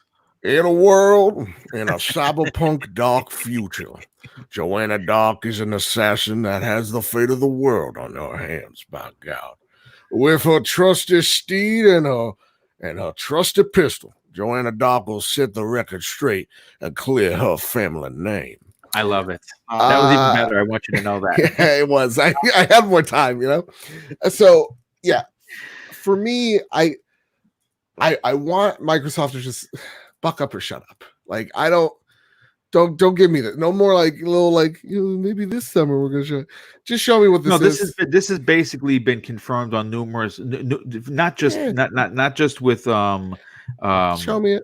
Yeah, I mean they are going to show what they're working on. It is going to be in a vid doc form from what we're hearing, and it is going to show you behind the scenes and actual gameplay of said game, whatever it is, which we all believe. I hope. I mean, I think you would hope, right? Like you're launching this new console, you're gonna want like this. You do want something that, like something that maybe not even Sony does, but you see it in a lot of E3s. You always have something that's coming out. Perfect example, actually. Let's take Ubisoft Future, right? Ubisoft Future is their replacement E3 show. You're going to have the headliner, Assassin's Creed. You're going to have that, looking forward to this holiday. They're going to give you Watch Dogs. They're going to put that probably in February. They're going to show you Quarantine. They're going to show you Skull and Bones for like the 18th time. And then, that's going to be a later 2021 release. That's what Microsoft's going to show. And they're going to, of course, like leave like Beyond Good and Evil to the very end. That's like that is their quad A game in there. But there is something to that. Yeah, we could use the same example for Ubisoft. I don't care about Skull and Bones anymore. I used to be all in. I was like, I cannot wait. But they talked so much about this game. And now there's so nothing. Much. If they were trying to ride off the hype of Assassin's Creed Black Flag, they really missed the mark on that. They one. really did. And now this one's gonna have boat battles. So why do I need you, Skull and Bones? But like that's the thing. So like, yeah, I mean, no doubt. I'm gonna close your eyes, everybody, once again. Okay, here's what Xbox Perfectly is gonna dark show again. you. Good, Luke. That's what it should be. They're gonna show you Halo. That's gonna be your launch game. They're gonna show you Fable. That's gonna be your launch window game. They're going to then show you 2 or 3 games that are gonna probably be CG cutscenes that we're all gonna lose our minds over. Ain't nothing wrong. I love a good cinematic. I love a good CG trailer. I'll Chef's say that kiss. right now. Chef's kiss. Wrath of the Lich King trailer. Wrath of the Lich King trailer is the best cinematic trailer ever made. So good that the Game of Thrones guys stole it. That's not what I'm talking Stay about here. focused. They're going to have 3 games. Thank you, Luke. They're going to have 3 games that they're going to show you. Like, here's what the power of this console is going to be capable. It's going to be Hellblade. It's going to be whatever Obsidian has, and then it's going to be Initiative right there. It's like 20. And bet your bottom dollar, at least one of them is going to make a big deal about running an Unreal Engine 5. Oh yeah. Oh yes, They do not want to be trumped on that one. Yes. Yep. That's a great point. So that's my thought. Just show me it. I don't know. What if it's perfect art? Cool. If it's not, all right. Well, Show me look, what you're working on. I will say this, and of course I got an agreement from Zemi. He believes, and so do I, that they're working on multiple projects. It's safe to assume that the amount of talent that they have, they continue to get. I mean, it is astonishing. What I put it this way. Whatever lattes and pastries they have at the table and at the initiative, it is really selling well for them because there are people from all walks of the industry coming in droves to work at that company. Now, again, I don't know why that is. I mean, we jest and say, oh, it's the lattes, but maybe on Friday they have like free catered lunches. Ooh, yeah. Well, this is why I want to get hired by Microsoft. Well, I mean, so if you're listening, sign me up. I need those lattes. That's why, you're seeing like animators like leave other studios. They're getting that talent because now we're getting to the game of it. Yes. Now we're getting to half of the puzzle is already complete. Now it's just the other portion of it. So. Yeah. Well, I mean, listen, once again, dude, fantastic point. And once again, thank you for the Southern voice. There's nothing nothing more exciting than hearing you talk about a particular topic in that voice. You know what? Everyone's asking for it. And you know what? It's another star. It wets their whistle. Back Yeah, out. I have to deliver. Well, you did. Now, Luke, let me bring you into the conversation here, but I just have to catch up on some of the super chats. First of all, Goose8402. Hey, dude, thank you so much for being here. He has something. He drops a $5 super chat, but says something really cool. He says, "Love the shows, Boom. Always try to listen, even when I don't make the live show. Just wanted to show my support. Keep up the great work." Well, thanks, dude. That is really awesome of you to say. It's greatly and truly appreciated.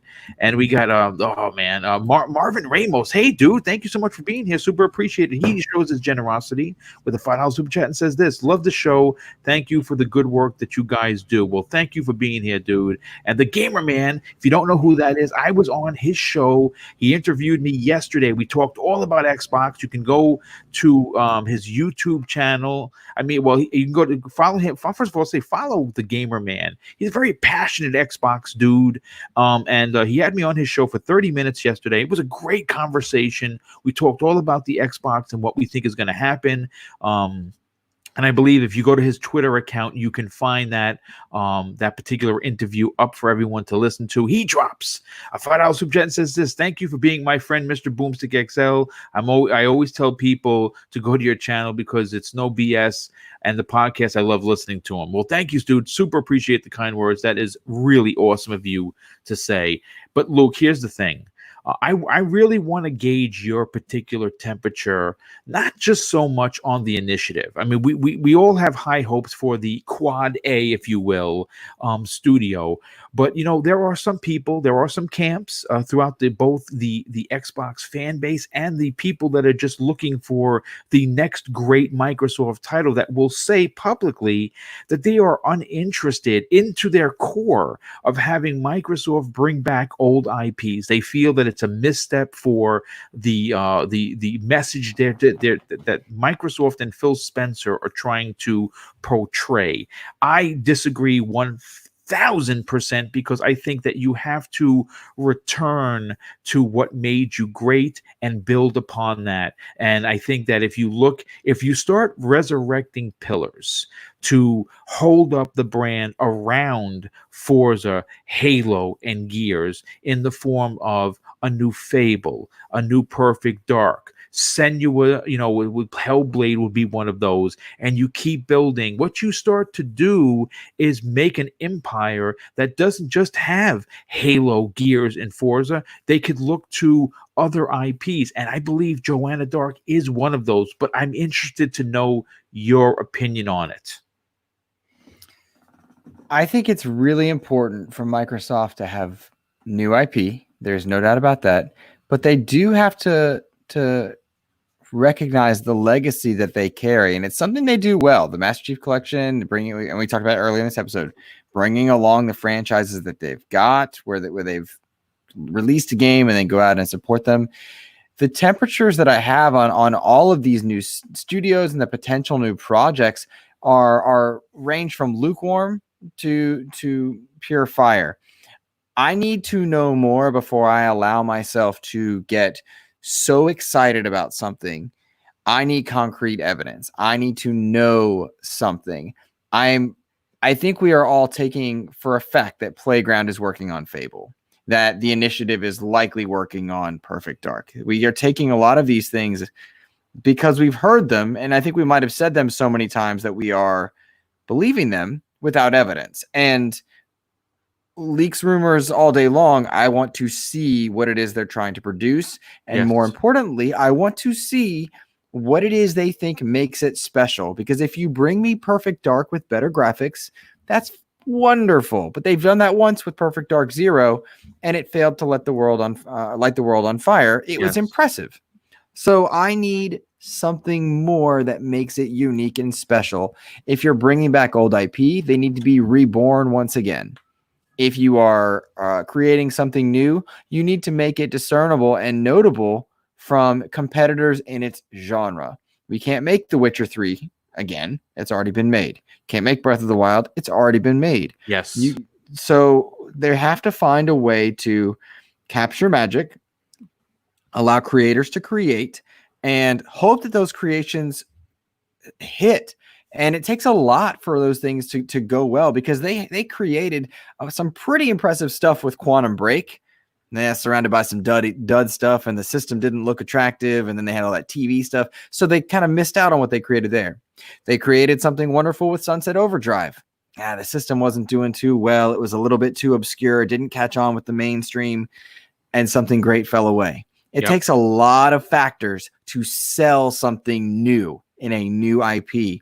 Recore didn't get the love that it needed during a development time. It came out, you got a good game, not a great game, and a lot of people missed out or weren't interested in some of the jank. It was marketed poorly.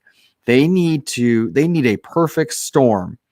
The way that Sony had a perfect storm of great games, good news, attractive physical system in the box, and the ability to share things and get people excited, plus free-to-play things. They need a lot of things to go right alongside those first-party studios. So it is not a matter of just new IP, of rebirthing old IP. It's a matter of messaging it well and coupling it at the right time. And I praise so much the sentiment that Spencer offered his audience when he said, we don't need a bunch of launch games. We need a healthy launch window that doesn't drown out people, drown out otherwise good games, which is why retrospectively, I think we'll look back on this first Inside Xbox of this new generation gameplay with the Ascent and with Scorn and with Chorus as good, because we see them now and they weren't overblown and drowned out by Batman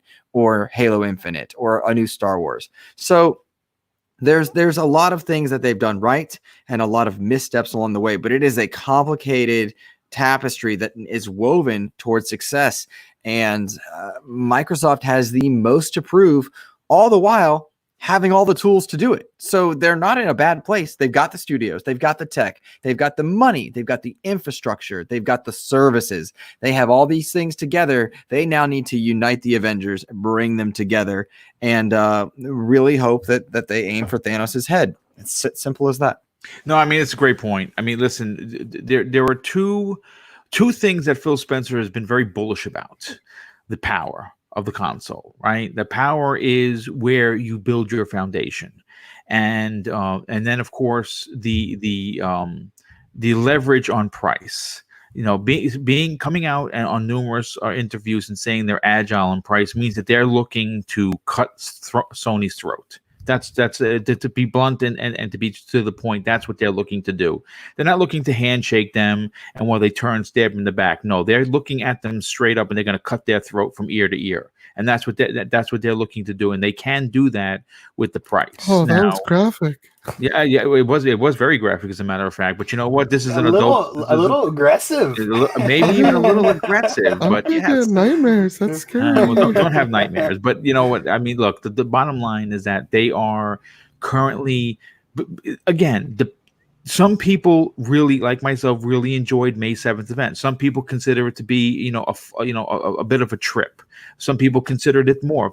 Some people even dare spoken and said that it was a big mistake. Microsoft 2013, which is, I'm sorry to say, you're an idiot if you think that, because that was just one event. After everything that they've done well up until now, if you consider that to be 2013 levity, then you just don't know gaming. I'm sorry to be the one to tell you that.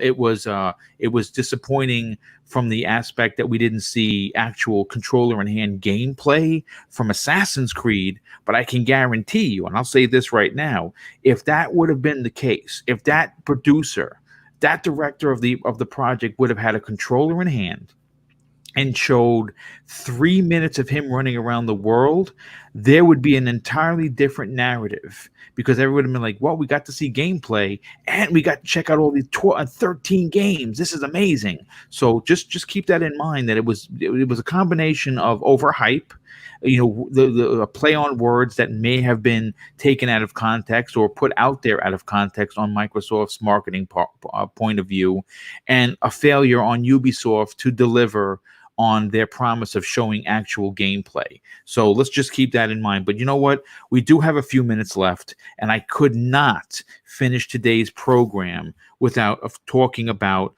one of the biggest games of that set event. Now, one of the big highlights, in my opinion, that from the Inside Xbox on May 7th was the Ascent by Neo Giant Games. And from the early looks, it is a mix of a top-down Diablo-style twin-stick shooter inspired by Zemi. Get ready for this, Cyberpunk 2077. Now, I'm not sure if you are in the know or you even keep your ear to the floor like I do, but there were 12 minutes of gameplay demoed at IGN, and they have that up on their YouTube channel. Now, folks, understand, I normally am a pusher, not drugs, a pusher of smaller content creators, because I, like myself, being small, want to see people succeed. So I will push you towards the dealers, which is not really small. Dealers is a monster. But the Colt Eastwoods and the Iron Lord podcast and Brap and people's circles that I run around in. But for this particular instant, I do want to push you to IGN, but understand it's not for them. It is for Neo Giant Games and, of course, the Ascent. Now, what's interesting and what we're going to talk about is they showed 12 full minutes of gameplay, which looked absolutely astonishing. If you are a top-down Diablo fan and you like Cyberpunk-esque type of genre, and lots of guns and customization, I think that Microsoft has a real freaking winner here.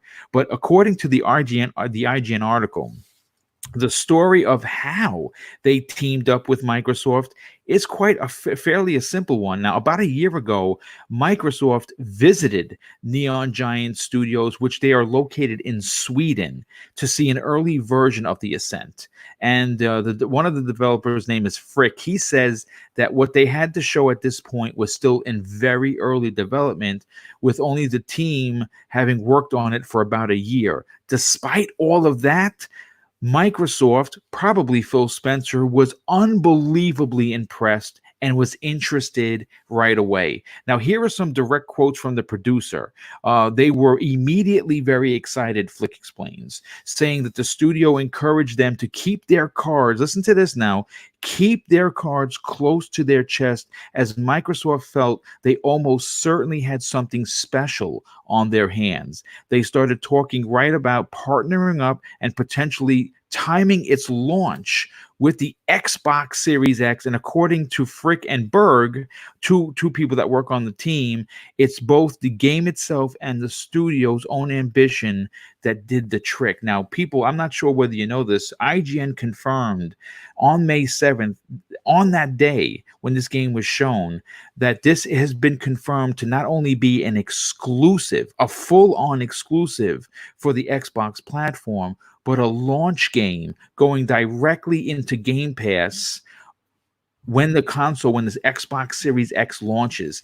This is a big deal, folks. Now, the quotes continue, and this is coming from Frick. He says this: "We're trying to push things as far as we possibly can. Everything from the look of the game to the feel of the weapons was meant to go above and beyond what we're capable of. That can be seen plainly in early gameplay footage of the Ascent, with lighting effects, smoke, spark particles, and environmental destructibility that aims to do more in games in the genre that are generally expected seen to do." Now, you know what, Zemi, I have to go to you first because you are our resident cyberpunk nut. And I know that when you saw this game, you immediately was like, wow. First of all, just to bring into the conversation, just to show you, when you watch the gameplay, and I hope that everyone does, and you get as excited as I am, understand that this team currently only has 11 people. 11 people made the Ascent. Go look at that freaking trailer and tell me that you are not going to walk away saying, holy shit, 11 people made this game. Zemi, now that we know this is an exclusive, now that we know that it's a launch title, now that we know that it's inspired by Cyberpunk 2077, how excited are you for the Ascent? Well, just to start off with, like, the whole story of how this happened is just really, really amazing to me. I love hearing that story because it's just like, like Xbox is going everywhere to find small developers to support and to bring into, and to bring onto the Xbox, which I just think is absolutely amazing. And like, whenever hearing that story, like, I know this is not the way it happened, but like, I just think of like, it was like, snowy in Sweden. It was like during the winter time. Phil Spencer was riding on his corporate helicopter. He was landed out like 20 clicks out. He put on his little snowshoes and started like hiking, and he finally got there. You know what I mean? Like, I don't know. It's stupid. But, overall, I think that this is just going to be another very strong reason that somebody might want to buy an Xbox this holiday, right? The more exclusives that they get, the more reason for people to maybe shift over to wanting to buy an Xbox. For me personally, I'm not a huge fan of exclusives. I mean, if Microsoft acquired this studio, that'd be one thing, but I just don't really like the idea of locking down exclusives. I just don't like. Somebody boo this man, please. Boo! Boo! I'll boo myself. Boo. Well, just wait, because the next thing I'm going to say, you're really probably not going to like. Jeff Keighley's going to reveal it. I'm going to be honest. I'm not a huge fan of this type of gameplay. I just haven't been. Perfectly understandable. I just don't like the top-down shooters. Now, with that being said, I'll give credit where credit's due. 11 people made this game. The game looks freaking beautiful. It looks smooth. It looks like an amazing game. It's just not the amazing game for me. You know, and just the fact that 11 people made this is just a huge accomplishment. And if Xbox isn't thinking about acquiring these guys, they really should be if they want to be acquired, because they're definitely a very talented studio. It's just the game that they made is just not really the game for me. If it comes to Game Pass, I would imagine it will eventually come to Game Pass, and if/when it does, I will definitely download it and give it a try. It's just typically not my type of gameplay. It's my type of setting. I love the setting of the game, just not my gameplay style.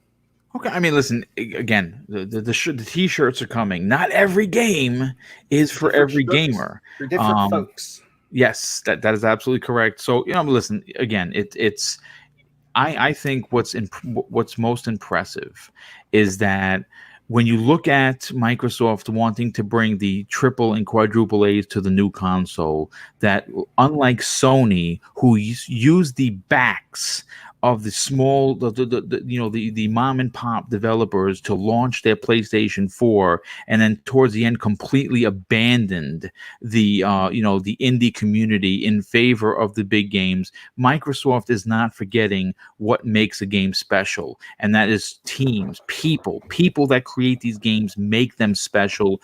And Microsoft give them massive amounts of credit. They saw this game and immediately realized that there was something special, and they locked it down. So, Luke, listen, what are your personal thoughts hearing the story of how Microsoft found this studio, but more importantly, how they were immediately on board on making an exclusive to launch with the Series X? Are you interested in the Ascent? Yeah, I'm absolutely interested in the Ascent. It looks great. I enjoy those types of games. I think they're fun, and they're simple, and they remind me a bit in a way the way Sony courted and put out Resogun from Housemarque. Yes, that's You son of a gun. That's what I was going to say. How dare you? Well, I'm smarter than you. Rewind 5 seconds into the past. Use a different reference. Yeah, it reminds me of when Housemarque did that thing with Resogun. So you see... It's a smart thing to rubbing do. It in. It's simple. It shows they'll be able to show off some good visuals in a way that's approachable. Anybody that puts their hands on it will be able to play it, at least the first few levels. I think it's a great get, and it's a smart get. And yet again, it's strategic partnering. They were able to showcase the Ascent early on, build some relationship, show that they're willing to put smaller games on big stages. I think it's a smart move all around. And we're all talking about the Ascent, which yet again we wouldn't do had it been next to Halo or next to Batman. And so I all in on that idea. It speaks to me that they are using what they've learned from this generation's failures, and they're looking at what PlayStation did early on in its PS4 life cycle as far as shaking hands with the right people and launching with the right stuff. The only thing missing is Jeff Keighley in their presentations, and he once again is important. Yes, fight me in the streets, guys. Sorry. No. I mean, listen, I agree with you. I think that if you would have shown this game next to the new Batman game, like you were saying, the Court of Owls, people wouldn't have given a shit. You know what I'm saying? Mm-hmm. Exactly. There is, and I absolutely agree with you, a strategic reason for why Microsoft did the third-party event and showed the smaller games around. I mean, listen, there's a perfectly good reason why Assassin's Creed didn't lead off. Right now, do we wish that we would have gotten more Assassin's Creed than we got? Sure, but that was perfectly placed at the end. They opened up with an indie. Now, I don't know if people are going to be into that kind of that kind of first person, bludgeon type of game. I was all in. I thought it was Crysis, and then it proved to me that it was Crysis and Sekiro, and it was wall running like in Titanfall. It was everything that you could want in a video game. It was there. You're fighting demons, you're fighting dragons, you're fighting Centurion Knights. It was insane, but it looked great. And these games, again, smaller in scope, smaller in team size, smaller in budget, may not show well against a Fable, a Halo, a Gears, a Forza. So but it's not meant to. you know. No, I absolutely, you're correct in saying so, Joe. You know what? Let's bring you back into the conversation on this. You know, obviously the Resogun scenario was taken away from you, and you know what? I can't say that I apologize for that because you know it's just the order of how things were done. But No, you know, that's Luke's fault. He knows what he did. No, I was right. No, I'm gonna get on the hype train on this one. Okay, all aboard. Let's get on the hype train. This was, I think, the first game that spoke to me on the Inside Xbox. And I really think, looking back on it again, hindsight, you could definitely see that their marketing team is taking notes at what's happened over the past week and assessing it, because I would have liked to know if that game wasn't exclusive to the platform. I would have liked to know that like the medium is also exclusive to the platform and not have people tell me these things, right? I'd like it straight from the horse's mouth on that one. And the cool thing about it is like a reso gun. We're like, look, you're not buying an Xbox Series X for the Ascent, but the Ascent is there to be the filler. Whereas you're done with the Halo game, right? You're looking for something else, and maybe it's in a smaller scope experience, but it's still giving you that power of the next generation. So that's what the Ascent really fills. It fills the indie hole, the AA hole. That thank you, Luke, that Xbox kind of has in that lineup, that launch lineup. So I think what Xbox's only thing they need to work on in terms of like getting these games out there and the messaging of such is setting expectations. I think Aaron Greenberg and his team have not set the right expectations for their shows. I think if Inside Xbox is like, hey, we're going to give you experiences, you know, first-hand gameplay of the Series X from our other partners, and not like, you know, make it clear that Assassin's Creed is the headliner of this event. Things would go a lot better for them, because like a lot of people are like, why freak out about Inside Xbox and not this like PlayStation 5 reveal? Because PlayStation 5 didn't tweet it. They have not tweeted it. They haven't even mentioned it, right? That was Epic showing off the Unreal Engine, and people looked and stared, and then PlayStation was associated with it, and it just lifted that message of the PlayStation 5. Yeah. It's a very smart strategy to say, hey, we're partnered with the, you know, we're partnered with the most popular game engine ever. And when you're Microsoft and you're trying to like promote these smaller experiences, I think as much as, you know, people don't like them apparently, which I've learned, and now I'm just going to troll every time. But like, you do need a Jeff Keighley that has the connections everywhere, in every corner. You do need a moment where Microsoft could set the stage clear, going, hey, we're going to be at the Summer Game Fest along with so many other great games, and we're going to showcase our AA, you know, creators or our independent creators, right? That's what you do to set expectations where they need to be set. And you're not trying to overhype it to the roof. You're just saying, here's our indie creators. They're going to be doing something special. And then the Ascent, with the right expectations, can steal the show, right? I think that's what Microsoft needs to do going forward, especially for these smaller titles where the team is not even a baker's dozen. It's just 11 folks. So I think this game is, again, something I'm super excited for. I think with the right expectations going into this generation with games like the Ascent, with their other partners as well. Oh my goodness. Something just happened to me. Oh, there you go. Okay, sorry. An ad just popped up. That scared the shit out of me. But like, you have like all these secondary partners as well that aren't your Ubisoft, aren't your main staple. There's smarter ways to promote them. And I think having them on like an IGN is a great way to showcase them as well. Yeah. You know? Yeah. Look, I'll say this. There's a lot to be excited about with what Xbox is doing. Now, again, we talk strictly Xbox because, quite frankly, this is an Xbox show. I think I'm pretty fair when I talk about the other consoles. There is a particular joker, and I wasn't going to do this, but you know, this comment annoyed the fuck out of me, so I'm going to have to say something about it. Okay, let me find it over here. Because I normally don't. You're in trouble.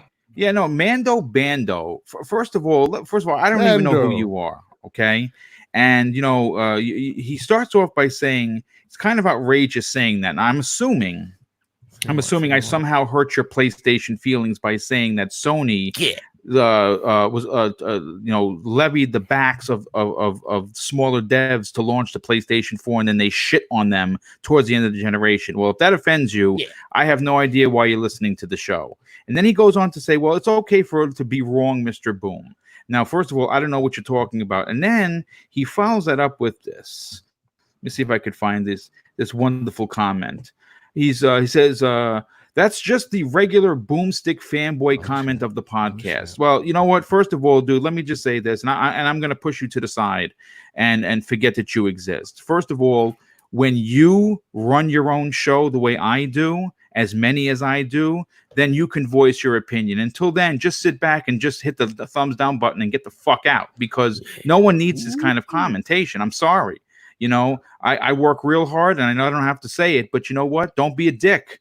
If listening to this podcast disturbs you and somehow or another you're still listening, man, you have more problems than having an issue with me. So, listen, we'll leave it at that. But I want to close out today's show. We're already past 2 hours. JD Gamer drops a $5 super chat and says this: Microsoft didn't want to have another Keighley/Tomb Raider moment, so they didn't even bother to tell us these games were exclusive. What a shame. Yeah, you know what? I kind of agree. I agree. That's a great point you brought up, Mr. Badbit, that they could have really levied some of these really impressive smaller games as exclusives, and they just didn't. Now, I don't know if the production values were compromised because of the work at home situation. I honestly don't know, but I believe that was a bit of a misstep in the presentation, because if they would have said,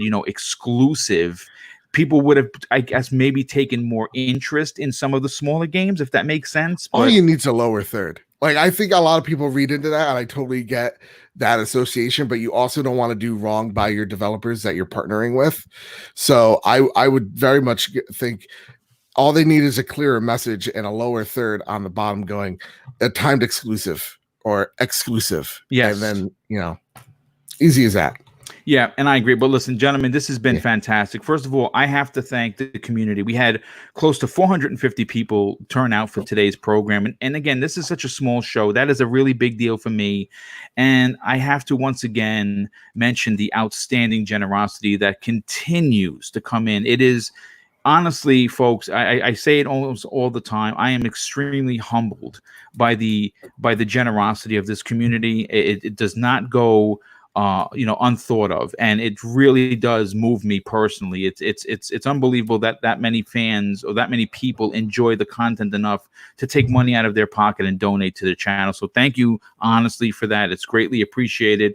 And of course, I could not do this show without having an outstanding panel. And I got to tell you, I enjoy pushing people forward, and I'm going to put these three gentlemen on pedestals because, quite frankly, this is probably the best trio that I've ever worked with on a regular basis. They bring such an intensity of knowledge to each program, and what's even more impressive is that what they do outside of my show with the community and their own personal, production values are through the roof. And I really think you should give each one of these, if you're not already following them, a follow on both Twitter and on for their content. So let's get to the outros. And Zemi Games, listen, dude, besides being a master chef secretly, besides being one of the most powerful voices that keep the Xbox Factor podcast rolling, you are in yourself an amazing community member. Do me a favor, dude. Tell everyone where they can follow you on social media, but more importantly, check out your outstanding YouTube channel. Did you see that chicken parm? I did. That was very, very nice. It was so good. How did it taste? Oh, it tasted just wonderfully. I mean, it was better than Olive Garden, right? Couldn't go there, so I had to improvise a little bit. But yeah, if you guys enjoyed my opinions today, or whatever, definitely go and check out my YouTube channel. It's called Zimmy Games. I do a bunch of gaming content there, gaming news, reviews, tutorials, unboxings, just a bunch of different stuff over there on that YouTube channel. So if you like this podcast, you'll probably like my YouTube channel. So definitely go check that out. Once again, it's called Zimmy Games. And then you guys can also follow me on Twitter at Zimmy Games. My DMs are always open. So if you heard something on today's show that you liked, maybe you heard something that you didn't like, always feel free to send me a message. I love talking to the community, interacting with you guys. So definitely don't shy away from that. Feel free to send me a message. And then in addition to posting about gaming stuff and retweeting about gaming stuff, I've been posting a lot of food pictures. So if you want to, get hungry whenever you don't have anything to eat, and you want to look at some good food, definitely follow me for that. And boom, I hope at some point you do some sort of a cooking channel. I really want to, man. I want to so bad, but I just don't really have like the kitchen that I think would be very good for recording. And in addition to that, man, I'm super busy with like school, YouTube, everything. So I want to. I actually thought about like maybe starting up like a TikTok. And like, that would be dope, dude. Like little that would tiny be really clips good. of like, me chopping up the chicken, and then me doing this, me doing that, maybe putting like some ingredients up on the screen, and then showing like the end product. I don't know. And then I also got the idea of starting up an Instagram from one of the people who's seen many of my food pics. So I don't know. I might do something along those lines. But Boom, thank you so much for setting up this show. You do an amazing job setting up all the topics, doing all the behind the scene work that nobody has any idea goes on. Like, you do an amazing job with that. So thank you so much for doing that, man. Dude, listen, it is an absolute pleasure. First of all, a gamer by choice. Hey, dude, thanks so much for being here. He drops a very generous $10 super chat. Says this. Thank you, Boom, for all the hard work you do and the panels you put together. I listen to you. I listen to every show when I can. Take care, everyone. He says, I listen to every show when I can. Everyone, like, share, and subscribe. You have an awesome show. Well, thanks, dude. I super appreciate it. I mean, listen, again, I do this because I love this community. It gives me a voice to talk about video games, and I am really, really thrilled that people enjoy it. And listen, again, it's honestly my pleasure and my honor to produce content that people like. And the fact that I get such good feedback is very nice. Again, every now and again you're going to get someone that's going to try and hate on you, and I apologize for the outburst, but I just as a content creator, I feel that this generation has taken to the level of disrespect in a way that they feel it's okay to say what's on their mind, and that is absolutely incorrect. If you don't, I guess maybe I learned something when I was a kid. My dad used to tell me, don't say something nasty unless you have something nice to say. You know what I'm saying? Don't say nothing at all. So whatever, it is what it is. But Mr. Badbit, first of all, dude, thank you so much for being here.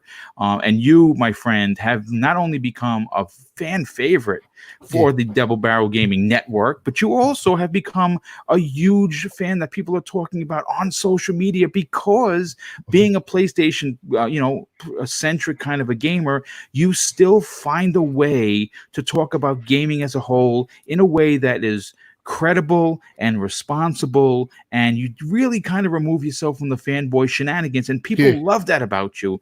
Do me a favor, dude. Tell everyone where they can check out the outstanding trophy room, but more importantly, check out your Twitter account. Yeah, no, my Twitter is kind of like devoid of like nothing but like what I think is a funny joke, and then like some retweets. It's fun over there at Mr. Badbit. We're at, what is it, 851, I think, on Twitter. So listen, you get me to 1,000, I will do a rigged giveaway where I'll say I'm giving away something, but I'd end up not doing it at all, because that's what YouTube is. So that's what we're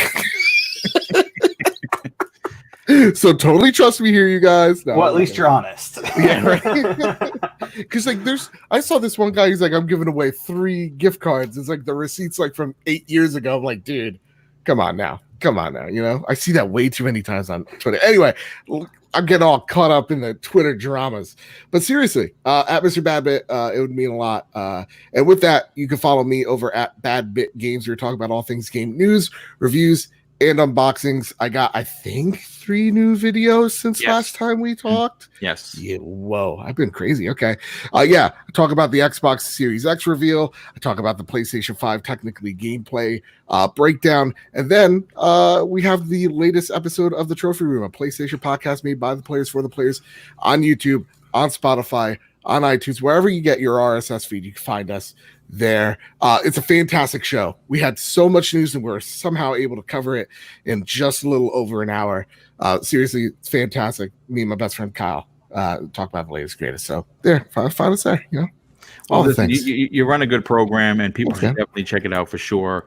And last and no way least, our resident teacher, with the flair to use video games to his advantage with his students, which you don't really hear very often, but also really brings his A game to each show is on. But more importantly, to the expansion pass, the Xbox expansion pass, which I believe is seeing more traffic than ever, and rightfully so. It is a show deserving of your ear. Just don't mail your ears to Luke because he doesn't want them. Luke, do me a favor, dude. Tell everyone where they can follow you, but more importantly, check out your outstanding YouTube, that's a YouTube channel, your weekly podcast.